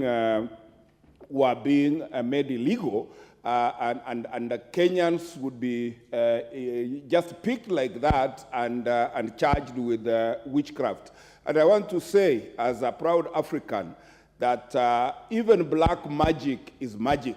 We cannot continue calling things Africa by evil names and criminalizing such acts. And therefore, I support this motion and encourage the House when we come to vote very quickly, and then we look at the other abusive provisions of the Penal Code so that we clean them up and know that Kenyans will walk free and not have a police officer arresting you and charging you with nothing. Madam Speaker, I support. Thank you very much, Member for Mugirango. The Honorable Magale Chiforomondo, Member for Lungalunga. Thank you very much, Madam Speaker. I rise to, first of all, thank Honorable Gikaria for his timely presentation of the amendment. Honorable Speaker, the Penal Code has been misused for long. This code is oppressive, it is outdated, it is draconian. The people of Kenya have been twisted round and round. They are being told they are loitering. It is as if walking in Kenya at your own time is a crime, going by the Penal Code. It is disturbing to see Kenyans are being terrorized by the so-called police and even our courts, just being mounted on with very, very simple issues, and now that their time are being wasted or is being wasted, being taken to court, taken round and round, and at the end of it all, they are being fined just for nothing. I don't think it's right if somebody is found in the streets and he is considered to be a criminal without any reason. I want to cite very live examples from where I come from, Lungalunga constituency, for example. There are this called border patrol, the border patrol unit, which when they go around and find people doing their daily work, they start harassing them. They tell them they are Tanzanians. When they produce IDs, they are told they are selling charcoals. When they prove that they are not selling charcoals, something else is being created out of them. And I think this amendment has come at the right time so that we free our people out of these so-called law enforcers and the courts. We are yearning to see the freedom. So we are supporting the amendment so that the penal code, we either, if we don't do away with it, but we also improve so that we as Kenyans now live as people who are free in their own country, not people who do walk in fear, people who just, when we see police, it's like we've seen enemies. We want to be friends. We want to work with the police, yes, but then all this will be through the approval of this amendment through this House. So, Honorable Speaker, I support this amendment. Thank you very much. Thank you very much. The Honorable Timothy Wanyonyi, Member for Westlands. Thank you, Madam Speaker, for giving me an opportunity also to contribute this. Madam Speaker, I'm a lawyer, And in our statutes, there's so many archaic laws that were passed by the colonial just to suit their own interests. Madam Speaker, you remember even during the COVID-19, the law that was used for the president to declare curfews, it was a very, very old law that was passed, I think, in 1929 or something like that, that had to use to impose curfews in the country. There are many other things. There's something called vagabonds, whereby you find that somebody who just found in town, if you don't have any money in your pocket and you're just loitering around, you can be arrested. There's something called loitering with intent. I don't know how they used to know that somebody who is walking around town, he has got some intention to do something that is not right.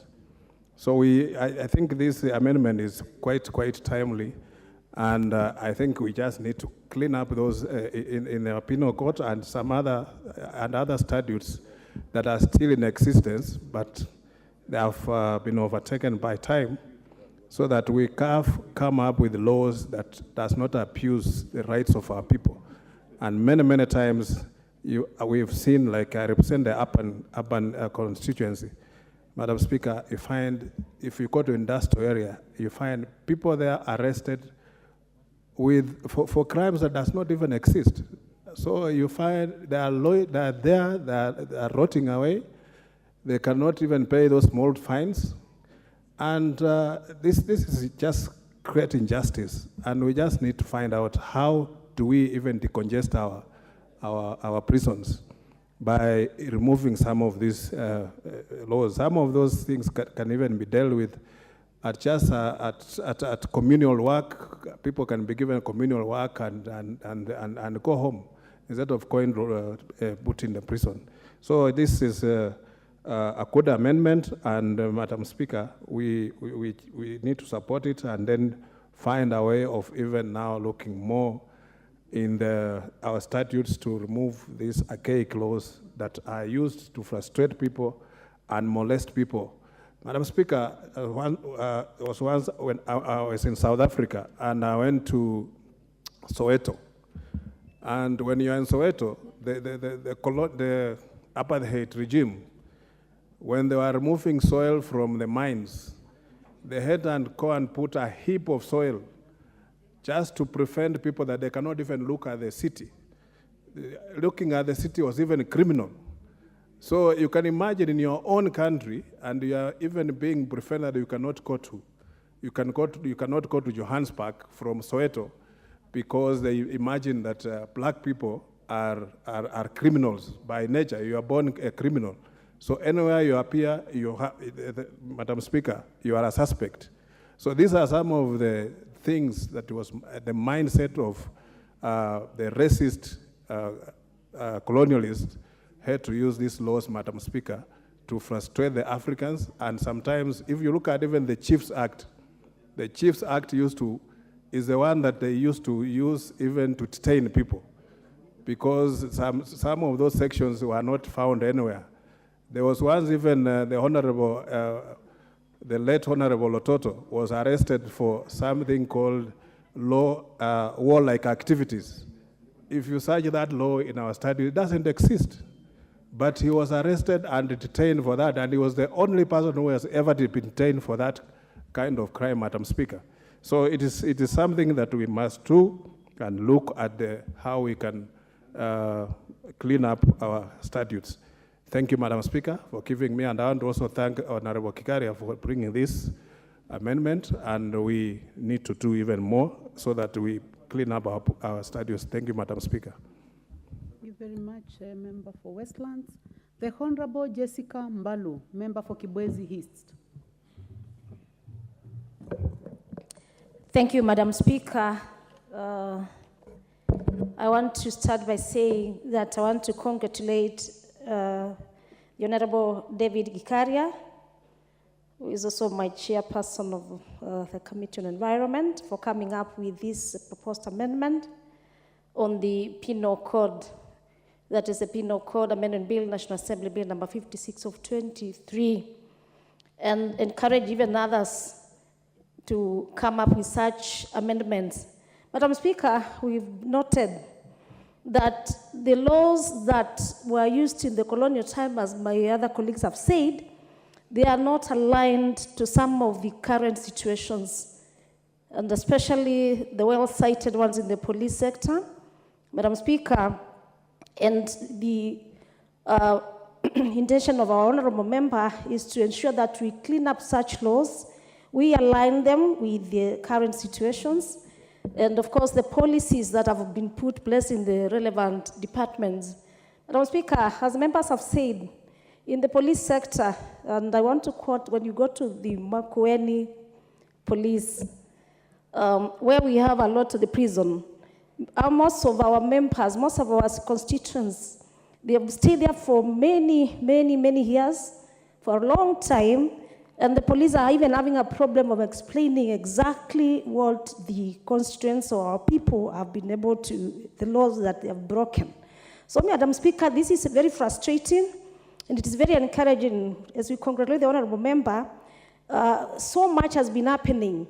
So many laws have been made in this parliament and other previous parliaments that are not aligned, of course, to the current situation, the policies that we've been able to do. And in fact, we also need to do a lot of sensitization to our departments, like even the police, on the current situations and the current laws that we do make in this house. And because of the interest of sound, so much has been said, but it is the amendment is very straightforward, and I want to say I support it and congratulate the Honorable Gikaria for coming up with this amendment. I thank you, Madam Speaker. Thank you very much, Honorable Jessica Mbalu. The Honorable Bidu Tumbi, member for Isiolo South. Out of the House. The Honorable Edith Nyenze, member for Kitui West.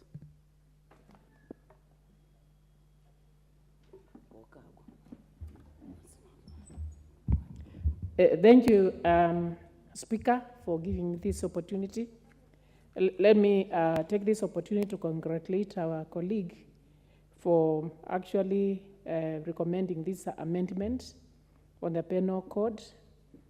Actually, what there has been is that there's been a lot of harassment from the police officers. And we are yet to see what they have said, that the police sector will turn to be a service.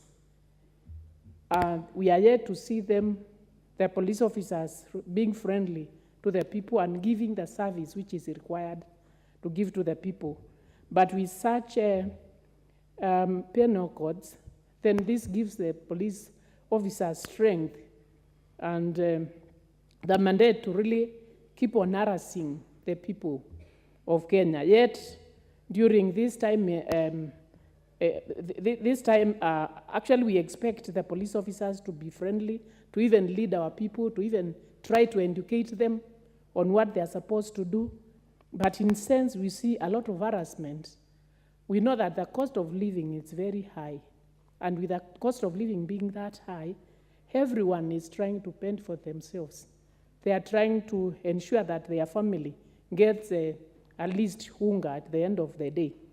But when especially the borders, the mamambogas, the people who are really getting harassed by these policemen, when they collect the whole day, they work and get very little, which is not enough for a meal for a day. But at the end of the day, you see a police officer harassing them on a very flimsy excuses, and they want actually to be bribed with money, which is even higher than what they have earned that particular day. This is very frustrating, and that's why we need to actually get rid of these old laws, which are harassment and contributing to the harassment of our people.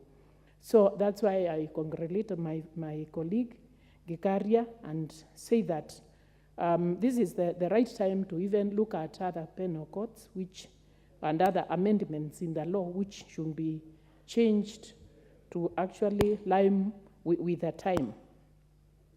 But after saying that, I would also say that We should also be careful that we will not let also our security be compromised, because we need the security, we need our people to be orderly.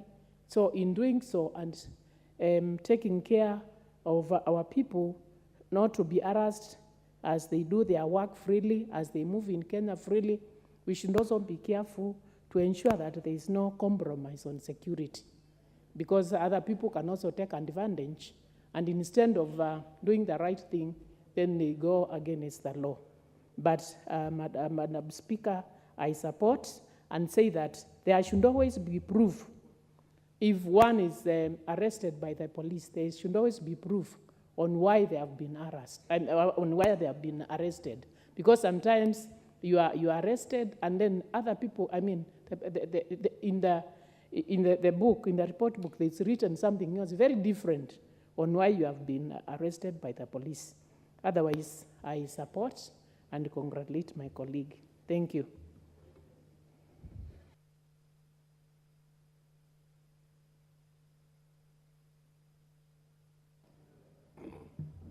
What is out of order, Honorable Ferdinand Wanyonyi?